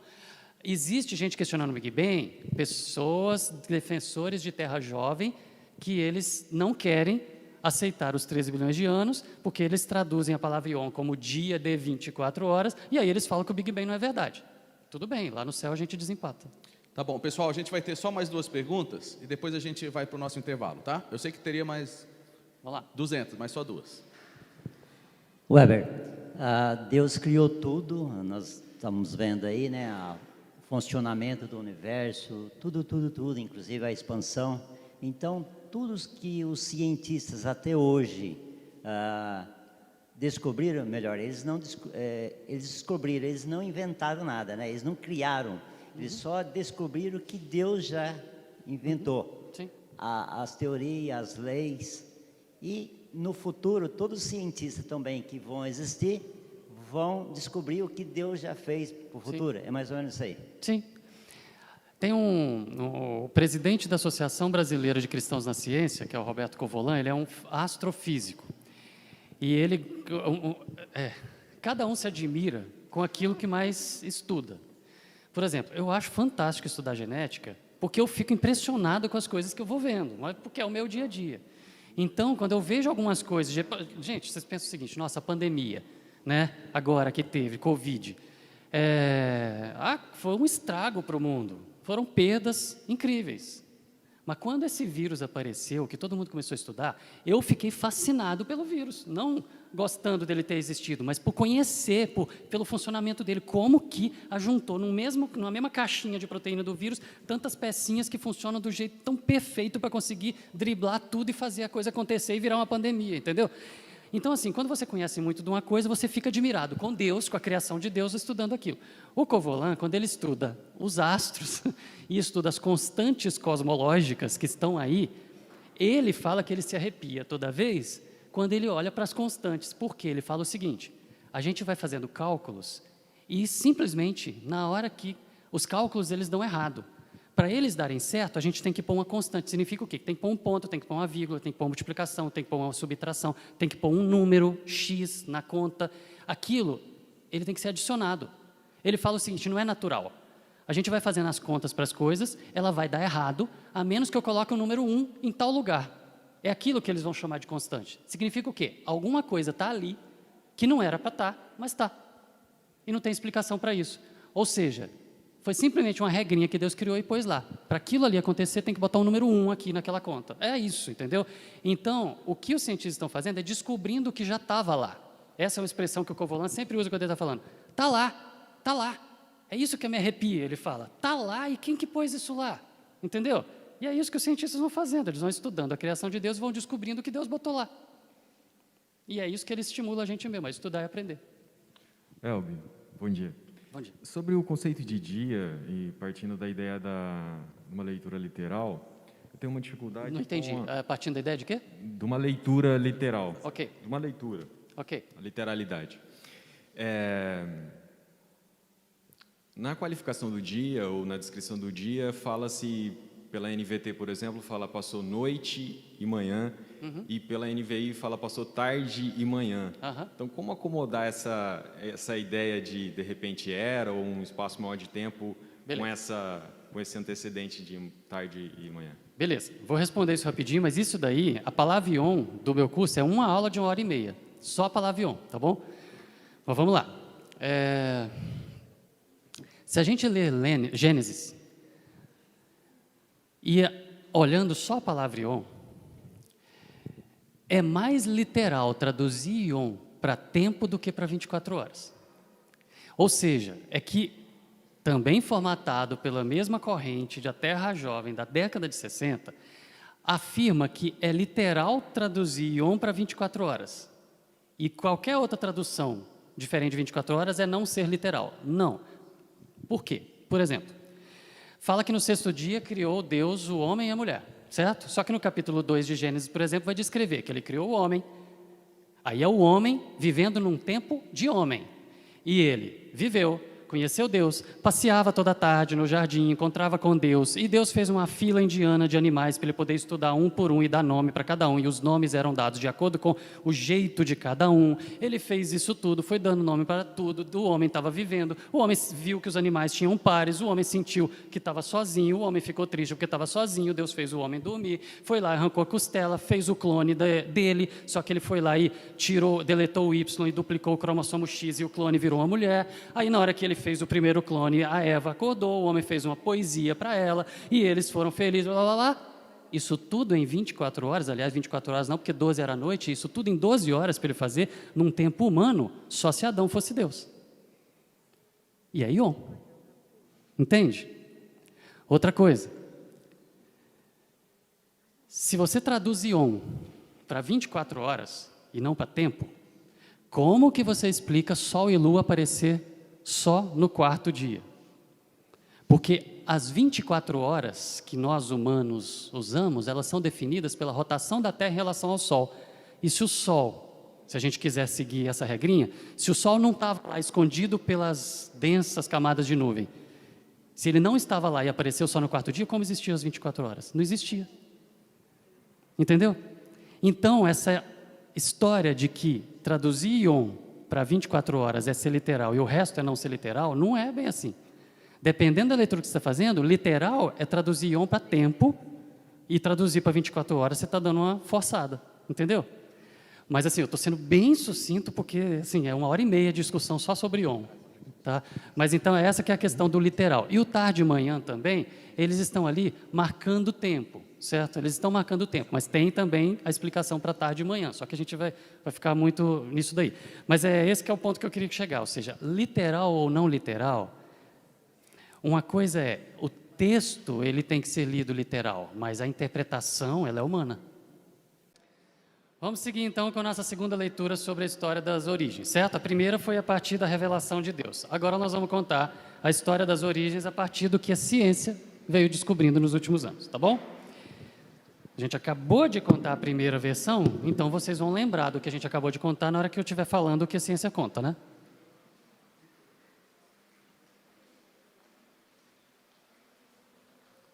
Vamos lá. Qual que é a origem de tudo na visão da ciência? Agora eu não vou ter que ficar lendo, então eu vou passar mais rápido. Certo? Na visão da ciência, que aqueles cientistas que se converteram lendo Gênesis 1 tinham em mente quando eles leram Gênesis 1 e falaram isso aqui é um milagre. Ou seja, o primeiro milagre que eles admitiram na vida foi ao ler Gênesis 1.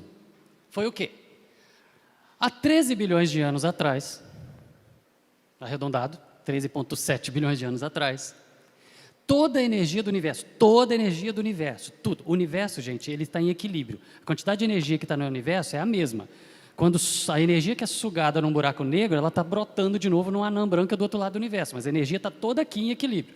Tudo que existe hoje existia nesse ponto aqui, tá? Então, toda a energia do universo se concentrou num ponto. Surgiu, do nada, apareceu num ponto. Beleza. E, num determinado momento, essa energia se expandiu.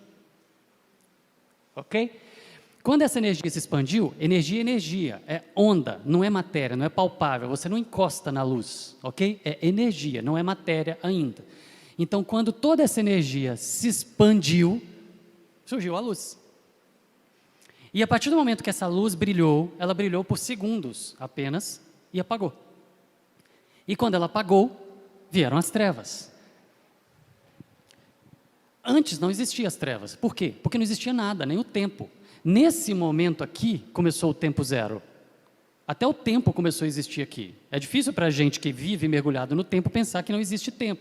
Não existia tempo, mas não existia nem o tempo. O tempo, o espaço, a matéria, tudo passou a existir a partir daqui. Então, a primeira coisa que surgiu no tempo zero foi a luz, ou seja, a energia do universo inteiro.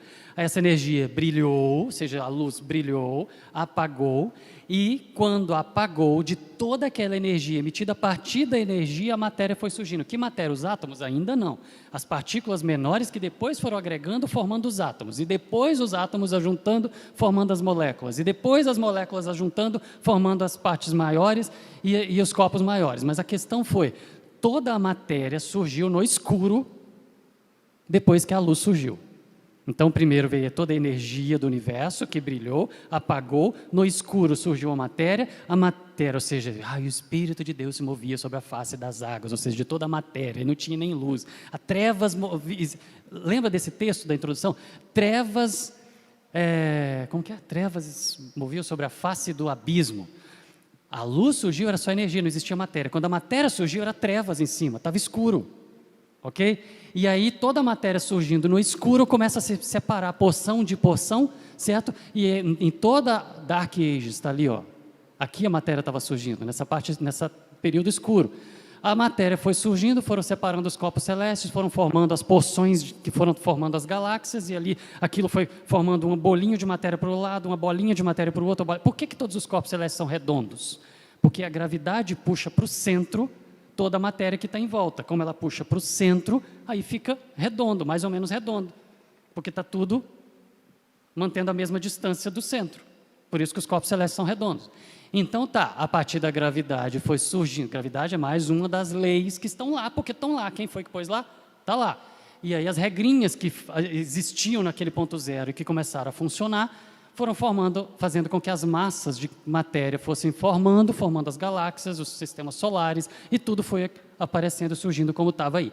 E aí, num determinado momento, uma bola de massa incandescente, que era lava incandescente, aquilo ali não tinha forma direito, mas estava criando forma, foi se esfriando, e à medida que isso foi resfriando, foi endurecendo, Vênus já está ali, foi endurecendo, e aí foi surgindo a água. A partir do momento que foi se esfriando, foi surgindo a água foi formando, era só água em volta, de repente começou muito movimento de placas, aquilo ainda estava muito instável, e cometa batendo aqui, estava uma confusão. Mas aquilo, no meio da água foi surgindo um grande continente, que foi a parte seca, totalmente seca, não existia vida, não tinha nada ali ainda, certo? E separou então a água da parte seca. Isso que a gente está falando está há 4,5 bilhões de anos atrás, é a idade da Terra. Tá? Aqui nesse momento a gente estava com, eu vou falar de palco, tá? A gente estava, a atmosfera sendo formada, ou seja, o ciclo da água estava sendo estabelecido, que a meninada estuda na escola, da água, estado sólido, líquido, gasoso, o ciclo da água, que ela evapora, vai, forma nuvens, depois cai, volta, e a quantidade de água fica constante, mas ela fica circulando. Isso era fundamental e necessário para que existisse vida no planeta. Então, a terra resfriou, separou o seco do molhado, a água formou um ciclo, e esse ciclo tinha que ser formado, senão não existiria vida. Não é só existir água para ter vida, tem que ter água e tem que ter um ciclo de água evaporando, virando nuvem, virando chuva e voltando, ok? As pecinhas, elas estão na ordem certa que tem que ser para que a vida acontecesse, senão não aconteceria. Então, o ciclo da água se formou aqui para poder ter esse movimento aqui no planeta de evaporar e voltar a água para o estado líquido, certo? E aí dando gerando o palco montado para que a vida viesse. Então, primeiro tinha a água, depois o seco, a água formou um ciclo, nesse ciclo foi fazendo tempestades, foi formando os continentes, os rios e tudo, ainda não existia água, mas quando o ciclo estava pronto, o palco estava pronto para o próximo grande passo da história da vida, certo? Quando a gente estava nesse momento aqui, não tinha como, isso que eu estou falando é o que a ciência fala, gente, eu não estou falando por causa da Bíblia, eu estou falando o que a ciência fala, tá? Não tinha como, daqui de baixo da Terra, você ver os astros, os corpos celestes, porque tinha uma camada de nuvem de poeira, tão densa e tão forte, que levou milhares de anos para poder sair daqui, que não dava para ver Sol, Lua e estrelas. A atmosfera da Terra, o que a ciência fala, é que ela era translúcida e não transparente, certo? Era como se você tivesse uma lona que você não vê do outro lado, mas a luz passa, tá bom? Era assim. Então, luz e trevas via, dia e noite via daqui de baixo, só que você não tinha como ver o espaço, ver corpos celestes.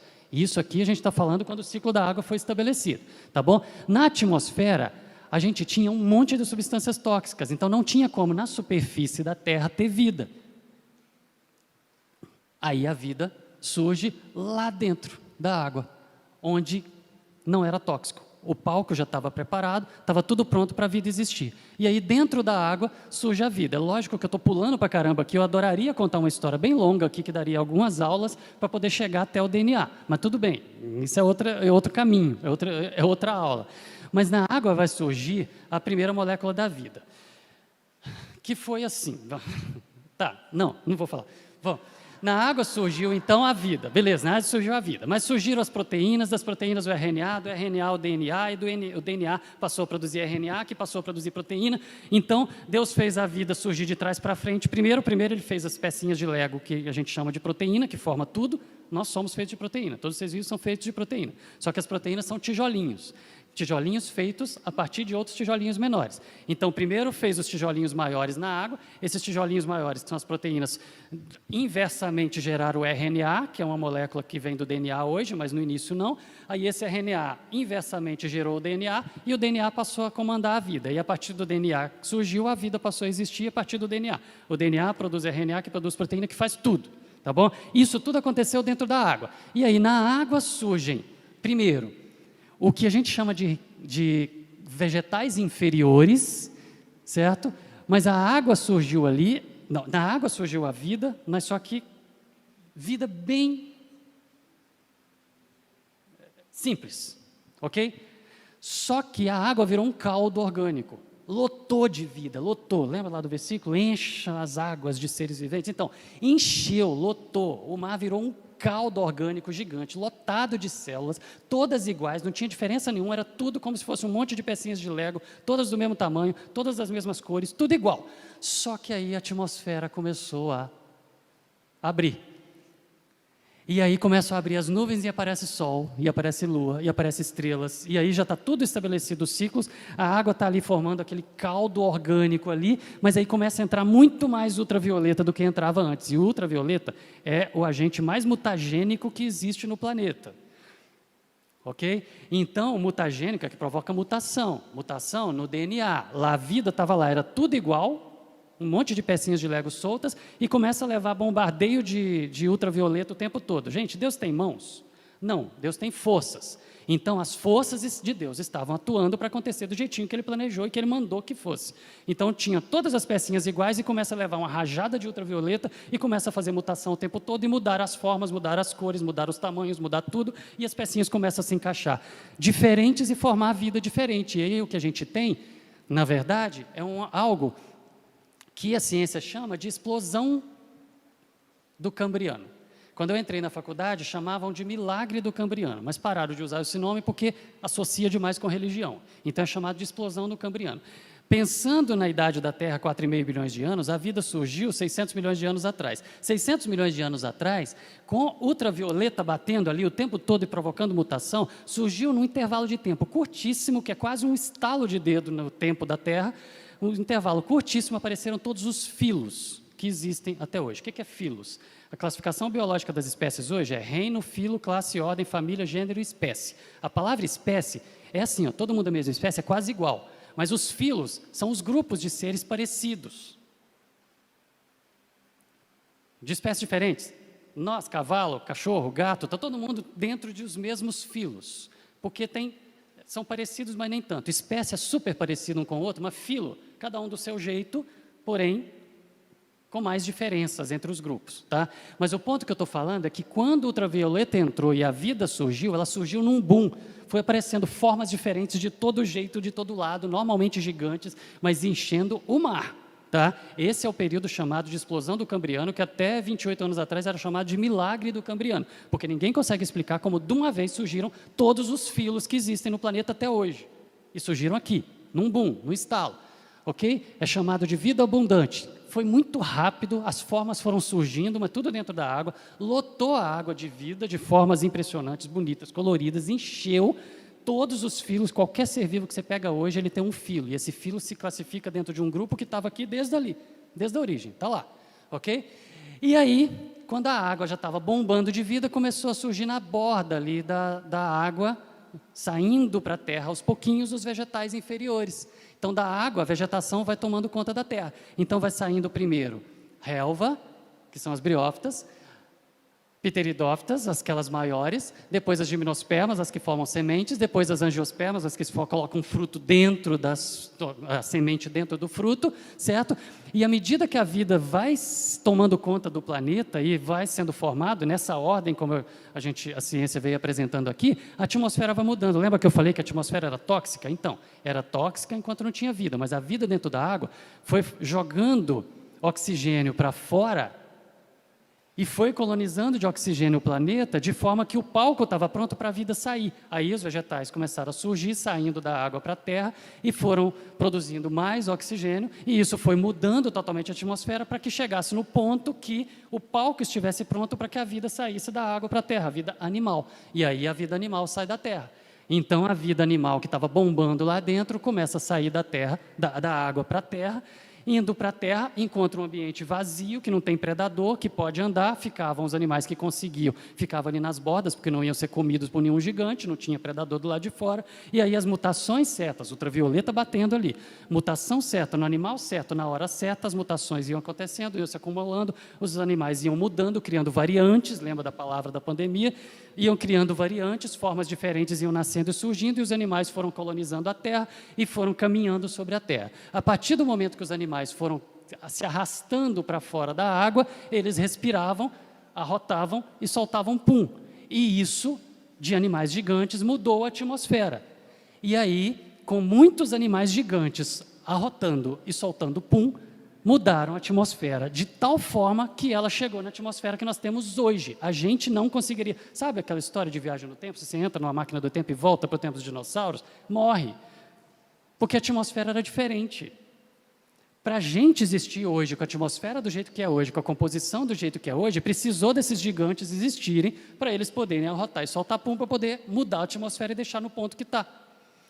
Deus tem mãos? Não, Deus tem forças. As forças de Deus vão atuando, as regrinhas que Ele criou e as coisas vão acontecendo para tudo acontecer e preparar para o próximo passo que Ele quer fazer. E aí Ele vem. Então, primeiro vieram os que se arrastam, depois vieram os que caminham, e depois os que voam, e os gigantes dominaram o planeta e modificaram. Gente, tem fóssil de libélula, sabe libélula? De 3 metros. Tudo era gigante. Por quê? Porque precisava mudar essa atmosfera de forma muito intensa para conseguir preparar para o próximo passo, que era a chegada dos pequenininhos. Nós. Ok? Nós não, né? Antes da gente. Beleza? Aí, depois que está tudo pronto, vem a cereja do bolo. O Homo sapiens. Sapiens, sapiens, que somos nós. Fala.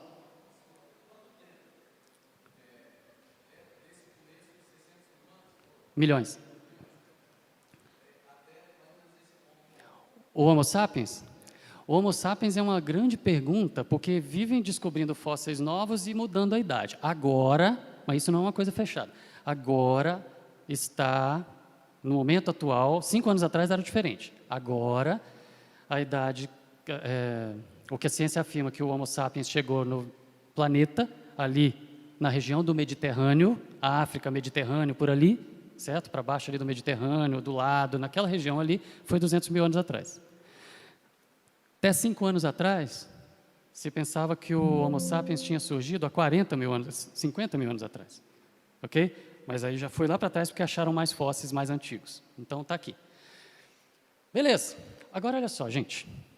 O que aconteceu nessa história inteira que eu contei? De 600 milhões de anos para trás, Deus cria não, espera, não quero falar Deus porque eu estou contando a versão da ciência, tá bom. Tudo bem, eu vou usar Deus, vai. Mas 600 milhões de anos atrás, surge a vida microscópica que ela modifica o ambiente, que modifica a atmosfera para que surja a vida macroscópica. Aí a vida macroscópica, os maiores, modificam o ambiente, que modifica a atmosfera, que aí dá a possibilidade de surgir os vegetais inferiores. Aí os vegetais inferiores modificam a atmosfera, que modificam o ambiente, dando possibilidade de surgir os vegetais superiores. Aí eles vêm e modificam a atmosfera e modificam o ambiente, dando a possibilidade de existir os animais menores, que modificam a atmosfera e o ambiente, que dá a possibilidade de existir os animais gigantes, que modifica a atmosfera e o ambiente, que dá a possibilidade de existir a diversidade atual que o Homo sapiens conheceu. Deus tem mãos? Não. Deus tem forças. O que estava atuando aqui? Uma coisa preparando para a outra acontecer. Aí outra coisa preparando para a outra acontecer. A outra coisa preparando para a outra acontecer. Era Deus criando. Para que existiram os gigantes? Para poder fazer alguma coisa no planeta para preparar para a chegada da gente. Não é assim que a gente vê Deus na Bíblia preparando? Prepara tudo para na plenitude dos tempos a coisa vir e acontecer.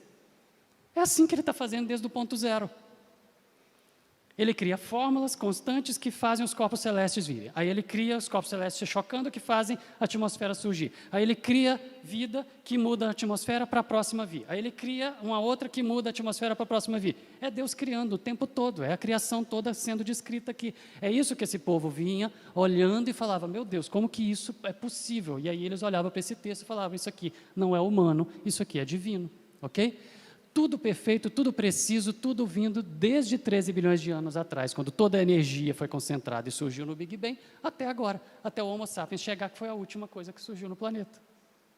Ok? Essa é a história da vida, segundo a ciência. Agora me falem vocês, a gente está falando a mesma história ou não está? Não é a mesma coisa que está escrito em Gênesis? É diferente? Se a gente ler Ion como dia de 24 horas, vai dar zica. Mas se a gente não lê Ion como dia de 24 horas e lê como tempo, encaixa tudo. Ah, você tem certeza que Ion tem que ser traduzida por tempo? Não. Mas para mim faz mais sentido assim. E se não for? Tudo bem. Qual o problema? Lembra que eu falei? A gente não precisa pôr um fardo que Deus não quis. A gente não precisa pôr um peso nas costas de ninguém, dos nossos filhos, de ninguém. Deus não pediu isso. Ok? Gente, esse livro não é humano. Esse livro é divino. Ele foi criado, foi revelado pelo próprio Criador. E o homem, quando está estudando a ciência, ele está descobrindo o que o Criador fez. E as duas coisas falam a mesma língua. Conta a mesma história. É a mesma história. Não precisa ter crise. Alguns anos atrás, há muitos anos atrás, duas adolescentes sentaram comigo depois do culto para conversar. Foi depois de um louvor do Weber. Duas adolescentes sentaram no culto para conversar e começaram a chorar. E uma delas falou assim, alguém mentiu para mim. Mas por quê? Porque eu aprendi aqui na igreja a vida inteira como foi a criação e agora estou estudando na faculdade e não está fazendo sentido. Eu falo, calma, respira. Por quê? Não, por causa disso, por causa do tempo. Você já lembra disso, que o tempo não precisa ser traduzido para 24 horas? A palavra Ion pode ser traduzida por tempo? Sim, se não tiver problema com as datas, com o tempo. Resolve? Resolve. Então pronto. Já está bem, está lá na igreja até hoje, tem 3 filhos, está grávida do 3º filho, tem 2 filhos, está grávida do 3º. Está tudo bem. Não precisa botar um fardo nas costas dos nossos filhos para eles ficarem sofrendo, porque estão vendo uma coisa que tem muita evidência, forte demais, de que a Terra é velha, de que não sei o que e tal, e a gente tem que ficar brigando com o tempo. Não, relaxa, abre mão, não tem problema. Agora, você quer? Tudo bem, se não é problema você, tudo bem, não tem problema. O X é esse. Agora, vamos lá. A história não parou aí. A gente já está acabando, tá? Mas a história não parou por aí. Colossenses 1,15 a 17 fala o quê? Ele quem? Jesus. É a imagem do Deus invisível, o primogênito de toda a criação. De quem que a gente está falando? De quem que esse texto está falando? De Jesus. Pois nele, ou seja, em Jesus, foram criadas todas as coisas. Todas as coisas foram criadas por ele e para ele. Quem? Jesus. Gente, o fundamental da minha vida é saber qual a idade da Terra. O fundamental da minha vida é convencer meus filhos de que a Terra tem que ter 10 mil anos, porque senão ele vai para o inferno. O que é o fundamental nessa história? Quem foi o primeiro? Para quem foi tudo criado? Por quem foi tudo criado? E nele tudo subsiste. É Jesus que é o centro de tudo. Da criação à salvação. É tudo em Jesus. Estava lá desde o início. Ele veio primeiro. Todas as coisas vieram existir. Nós estamos aqui nessa confusão de vida. Ele trouxe o resgate para o nosso pecado. Certo? Tudo foi feito por ele, para o louvor e honra da sua glória, do seu nome. E tudo subsiste nele. Se não fosse Jesus, esse universo não estava aqui. O cerne, o centro de tudo é Cristo. E aí, quando ele coloca a cereja do bolo lá, o primeiro homem, depois faz o primeiro clone, e depois coloca aquele casal, e eles vão lá e dão nome para todo mundo e tal, aquela história que a gente conhece, o homem vai lá e rompe com ele, e peca. Ele coloca uma única regra. E ele vai lá e rompe com Deus. E resolve o quê? Que ele queria ser conhecedor como Deus. Lembra daquela palavrinha que a gente falou ontem várias vezes, do orgulho? Do eu? Eu quero ser, eu quero ter autonomia, eu quero ser independente, eu quero fazer o que eu bem entendo, eu. O nosso problema sempre foi, desde o início do ponto zero aqui do pecado no mundo, foi o eu colocar acima de quem? De Cristo. Tudo começou nele, era para continuar nele, nós rompemos com ele e ele vem aqui e cria um plano. E ele mesmo paga o preço para poder voltar a gente a relacionar com ele. O fato é que Deus fez tudo focado em Cristo, coloca a gente aqui para administrar essa criação, focando em Cristo, uma criação que foi feita por Ele, para Ele, subsiste por Ele, e a gente rompe com Cristo, a morte entra, graças a esse pecado, e toda a criação paga o preço pelo pecado. Aí entra alguma coisa sobre a pergunta, tem vida em outro planeta?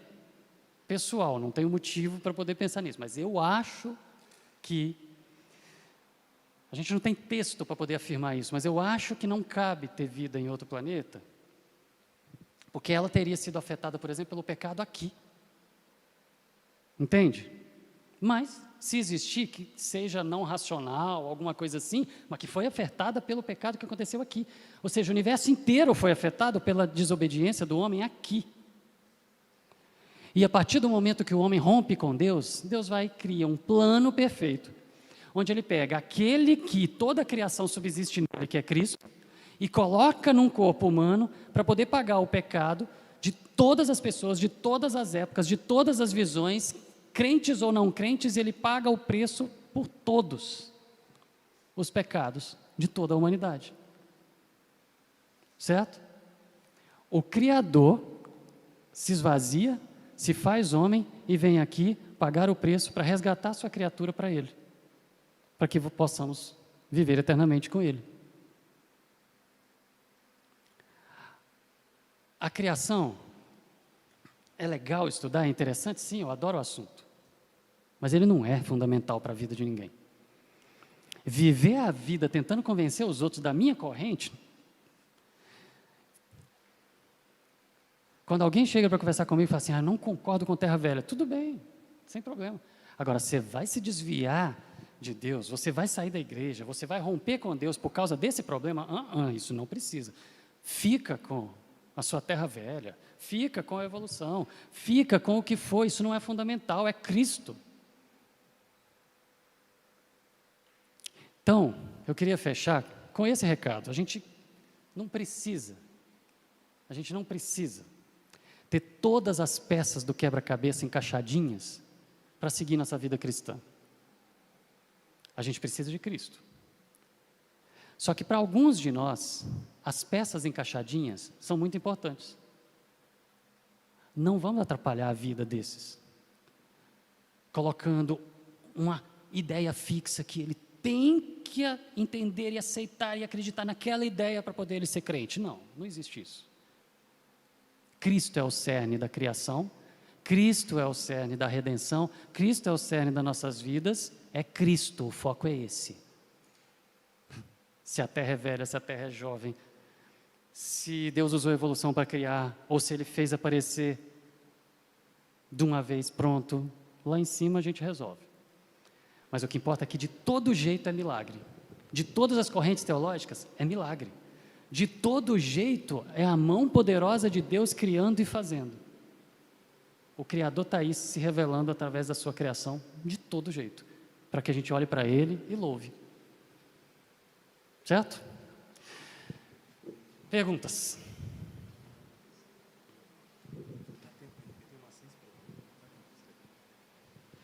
Muito bem, excelente.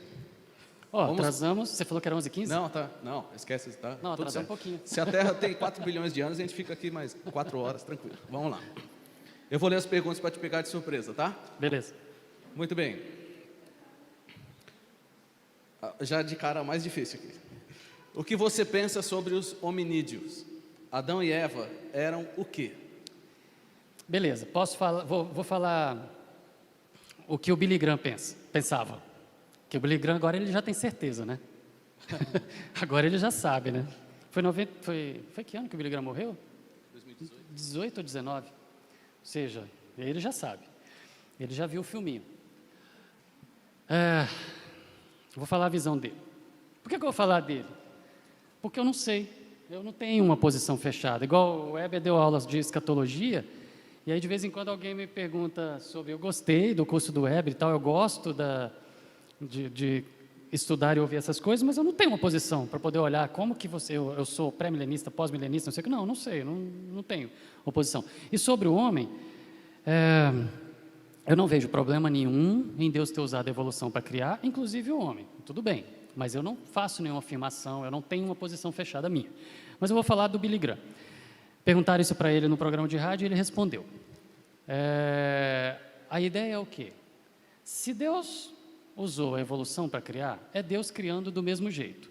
Se é Deus criando do mesmo jeito, pegou do pó da terra, ou seja, toda a matéria, que é o quê?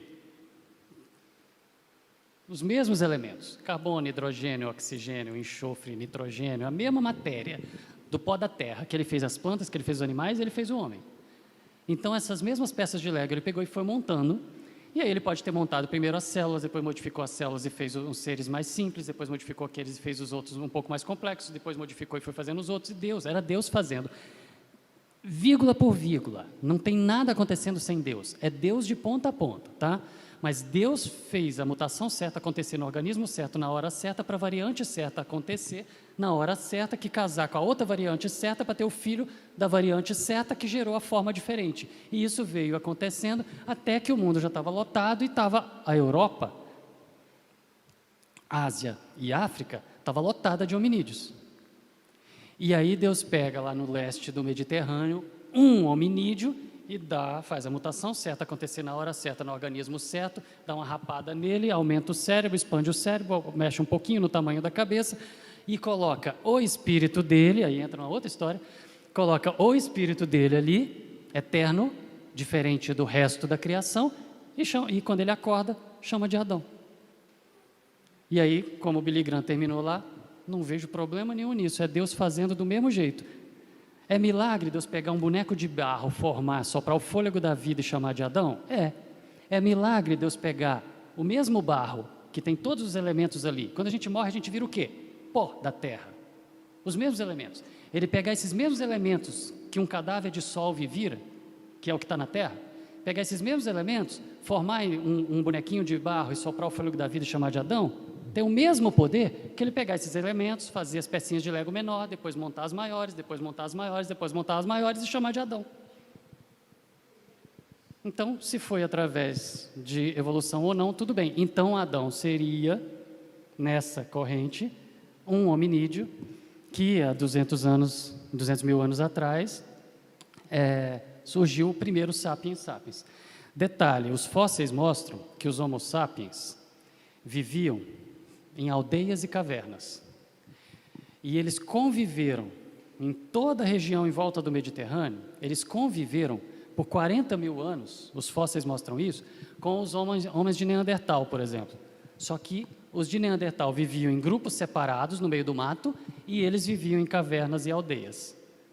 Às vezes um sapiens fazia sexo com um Neandertal, mas era algo que não levava para casa e não vivia junto, não enterravam juntos, não ficavam juntos, eles ficavam separados. Ou seja, era como se estivesse fazendo sexo com um animal. Ok? Isso tudo os fósseis e os achados têm demonstrado. Ou seja, conviveu por 40 mil anos com um grupo de hominídeos sem se misturar com ele. O sapiens estava aqui, que somos nós, nossa espécie, vivendo e crescendo, desenvolvendo aqui separado. Mesmo convivendo com outros que eram muito parecidos, só era mais baixinho e mais fortinho. Mas muito parecido. Só que um tinha o Espírito de Deus e o outro não tinha. Um era Homo sapiens sapiens, que vai estar eternamente com Deus, e os outros eram os animais que estavam circulando ali, andando com eles. Resolveu? Aí eu já imagino as 50 milhões de perguntas, né? Sobre o pecado, o Jardim do Éden, Caim e Abel e tudo mais. Mas isso vai ficar para outro curso, semana que vem, né? Tá bom. Então, pelo que eu entendi, você acha que é possível que Adão e Eva estejam relacionados com possam ser o movimento hominídeos. dos hominídeos? Eu não sou fechado nisso. Gente, não tem problema nenhum Deus ter feito toda a criação e ter feito o bonequinho de barro separado. Não é o mesmo Criador? Ele pode ter feito com as mesmas sequências de moléculas, entendeu? Entendi. Não tem problema. Aqui, na verdade, eu acho que já é um incentivo, né? Onde faço a inscrição para o evento sobre Gênesis 2, a origem da humanidade. Todos nós vamos nos inscrever, com certeza. Próxima pergunta. Qual o consenso entre as 3 correntes teológicas da Terra Velha sobre a convivência do homem com os dinossauros? Sim, tem consenso. Se houve essa convivência. Tem consenso, não conviveram. Não conviveram. A ideia de todos que são da Terra Velha é o seguinte: quando lá em Gênesis fala que Adão pecou e a morte entrou no mundo a partir do pecado de Adão, essa morte que estava falando ali, a expressão lá, morrendo morrerás, essa morte não era a morte física, mas a morte espiritual, a separação de Deus. Por quê? Porque quando ele foi conversar com Adão e Eva, falando que no dia que vocês comerem, vocês morrerão, ele não teve que explicar para eles o que era morte, não. Convivendo no Jardim do Éden, se uma pedra caísse em cima de um bicho, ele morria. Ou ele ia inflar de novo e continuar andando. A morte dos animais, Adão e Eva já estavam acostumados com esse conceito. É essa que é a ideia das 3 correntes da Terra Velha. Tá? A morte dos animais já existiam ali. Outra coisa, isso é uma expressão que o Wesley usa quando ele vai dar aula. A vida ela é baseada em morte. De quê? De células, de organismos menores. Para uma planta crescer, tem que ter morte de alguns organismos ali nos pés dela. Então, a morte física, ela faz parte do pacotinho da vida. Ok? Então, a morte espiritual é que viria para Adão e Eva. Ou seja, se eles não morressem por uma pedra cair e esmagar, eles viveriam eternamente. E aí, a morte física, eles passaram a ter data de validade a partir do pecado. Para Adão e Eva, para o resto já existia. Ok? Considerando isso, os dinossauros já tinham morrido 60 milhões de anos antes de Adão pisar aqui. Então, eles não conviveram. E os dinossauros viveram aqui só para poder preparar a atmosfera para a gente. Porque o pessoal da Terra Jovem coloca os dinossauros até na arca, né? Filhotes, sim. Filhotes. Sim, né? sim. Muito, muito fofinho, filhote de dinossauro. Tem gente que fala que a Rainha Elizabeth tem um filhotinho. Né? Aqui. Tive conhecimento do livro de Dean Hammer sobre Gênesis e a espiritualidade. Há algum estudo aprofundado sobre? Você conhece esse livro? E para o ateísmo, há algum estudo genético? Não sei se entendi essa. Não entendi. Pergunta. Depois, quem fez Gênesis essa pergunta e pode perguntar direto para a pessoa, tá bom? Pro Elber, no caso, desculpa.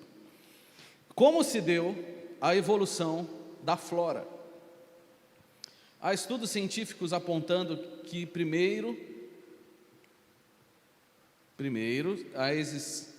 que os primeiros a existirem foram as clorofiladas. As clorofiladas. Agora entendi a pergunta. Foi algum aluno do ensino médio aí que perguntou isso, hein? Olha lá. Como se deu a evolução da flora? Se há estudos científicos apontando que os primeiros a existirem foram as clorofiladas. Então, quem perguntou isso aí, está perguntando das clorofiladas, por quê? Para os outros que não entenderam isso, é por causa da fotossíntese. Clorofila, fotossíntese. É o seguinte, como se deu a evolução da flora, nesse caso aqui.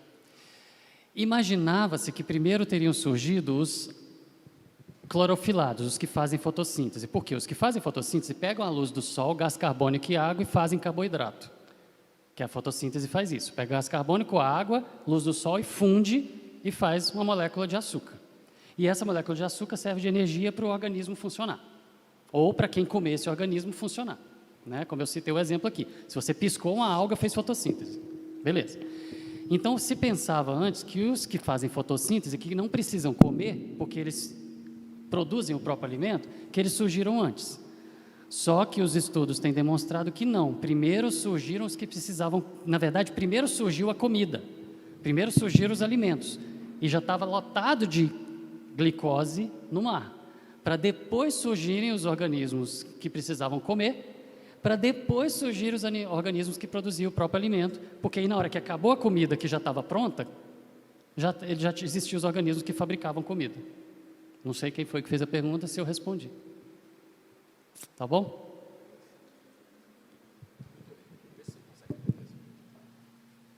Os estudos científicos já constam a teoria dos peixes originarem as aves e depois terrestres. No sentido dos grossetídeos, exocetídeos. Aparecer primeiro que os anfios e répteis. Ok, tá bom. Isso é uma pergunta... deixa eu ler a pergunta. Tá. Deixa eu explicar a pergunta do que a pessoa fez aqui. Está perguntando nos estudos científicos sobre a origem das aves, né? Dos peixes originarem as aves e depois os peixes originarem as aves, os animais terrestres, como que isso teria acontecido? Isso para a própria ciência ainda está em aberto, ainda está em discussão. A questão é a seguinte, primeiro você tinha a vida animal bombando na água. Por competição, lá tinha predadores comendo uns aos outros lá, então os animais vinham e ficavam no mais raso possível, porque os gigantes não conseguiam chegar com a boca lá no lugar rasinho. Aí esses aí levavam mais ultravioleta.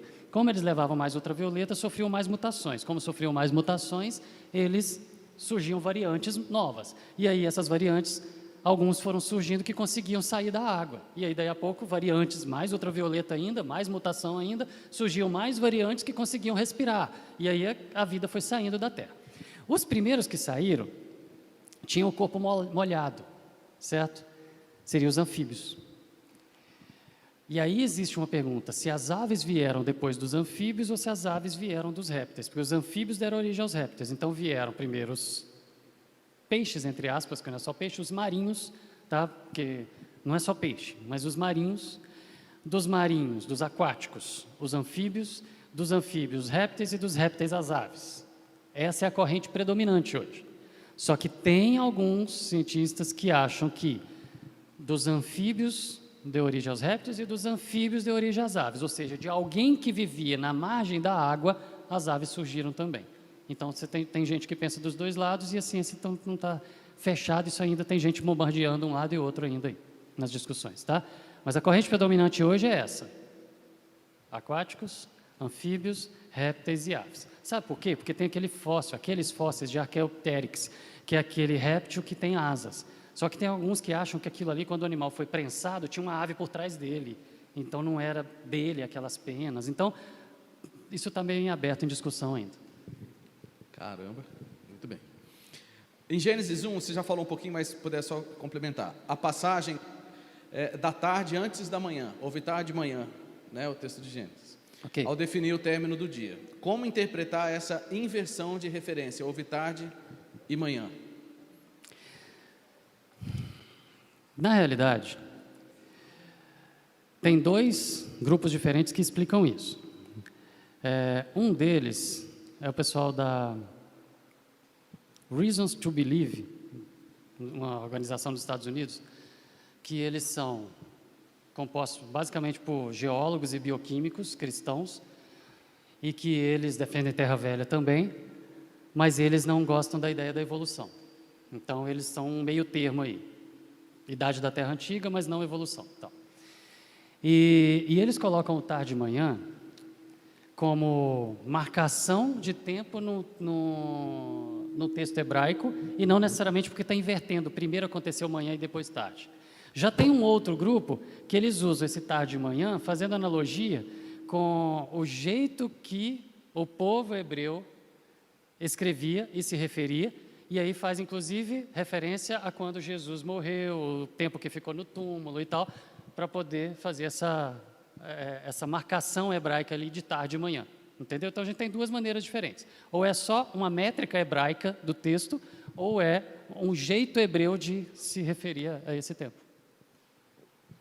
Muito bem, uma última pergunta. O término da expansão do universo ou seu regresso ao ponto inicial podem ser associados ao Apocalipse? Não. Caramba. Não, pelo seguinte. Primeiro que a gente não sabe se ele vai voltar ao ponto inicial. Essa história do ponto inicial é ficção.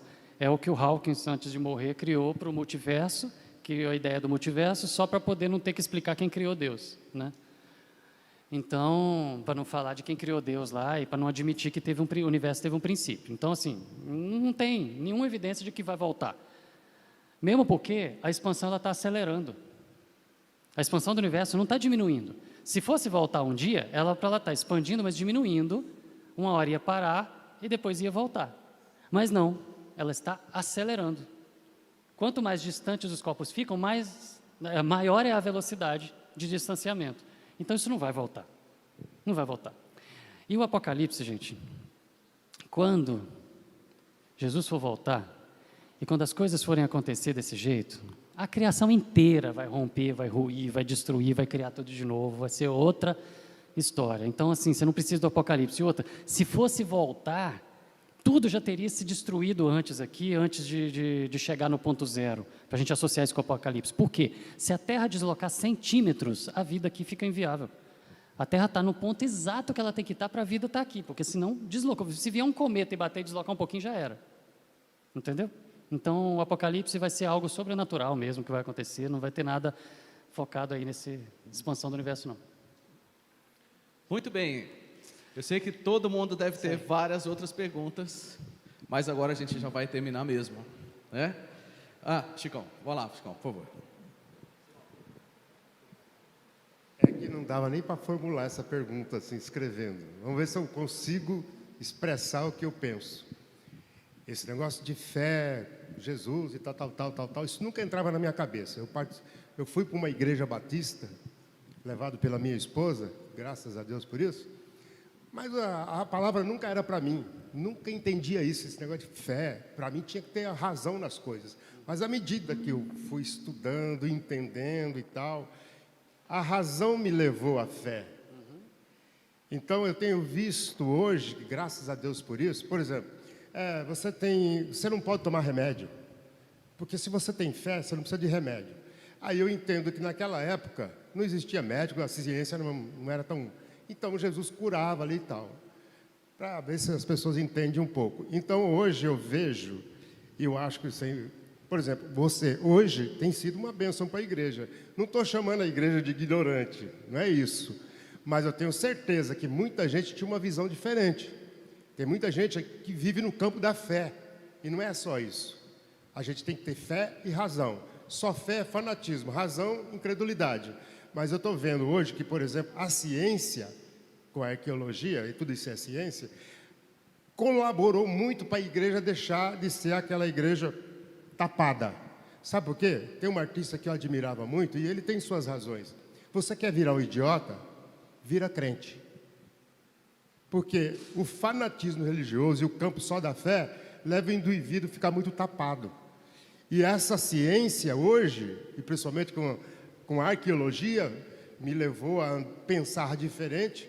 E, inclusive, de um tempo para cá que eu comecei a entrar muito com ciência, arqueologia, tudo isso, eu saí dessa religiosidade, deixei de ficar só aqui no campo da fé. Porque ficar no campo da fé, e aí? eu preciso de provas. Então, hoje eu vivo mais com fé e razão. Então, eu acho que a ciência hoje, a arqueologia, ela tem colaborado muito para as pessoas pensarem mais a respeito. Eu acho que elas casam muito junto hoje. Deus proporcionou tudo isso para as pessoas saírem, talvez, do campo da ignorância, lá, como diz o Lobão. Aí não era uma pergunta, é só uma colocação, né? Sim. Entendi. Tem muita fé no meio científico, porque você tem que pressupor uma coisa e aceitar aquilo para poder você estudar o próximo passo. E tem que ter razão aqui também, ou seja, Deus estimula a gente a investigar a criação dele justamente para entender e aprender o que ele fez, né? E descobrir, louvar e admirar esse Criador. Então, eu acho que as duas coisas têm que andar juntas mesmo. Mas é possível viver uma vida cristã completa, permanecendo só na fé e sem preocupar de achar as provas e as evidências para as coisas. Mas se isso é importante para a pessoa, Deus estimula, vai e estuda que ele está se mostrando através da razão também. Excelente. Muito bem. Então, nós estamos encerrando agora. Nesse mês de maio, o nosso assunto vai ser esse. Defenda a sua fé. À noite a gente vai colocar a imagem. Então, muito bom. Todos os domingos, a partir de hoje, a gente vai trabalhar esses assuntos de uma forma mais prática, né? Discutindo como a gente pode defender e conversar e entender a existência de Deus, a autoridade da palavra, quem é Jesus e como construir um pensamento organizado. Então, vai ser esse o nosso tema do mês de maio. Uma pena que o Web não vai vir todos os domingos, de manhã à noite, sexta, sábado também. Mas começamos em altíssimo nível. Então, acho que a gente pode agradecer ao Senhor e agradecer ao Elber também, dando um aplauso maior da sua vida.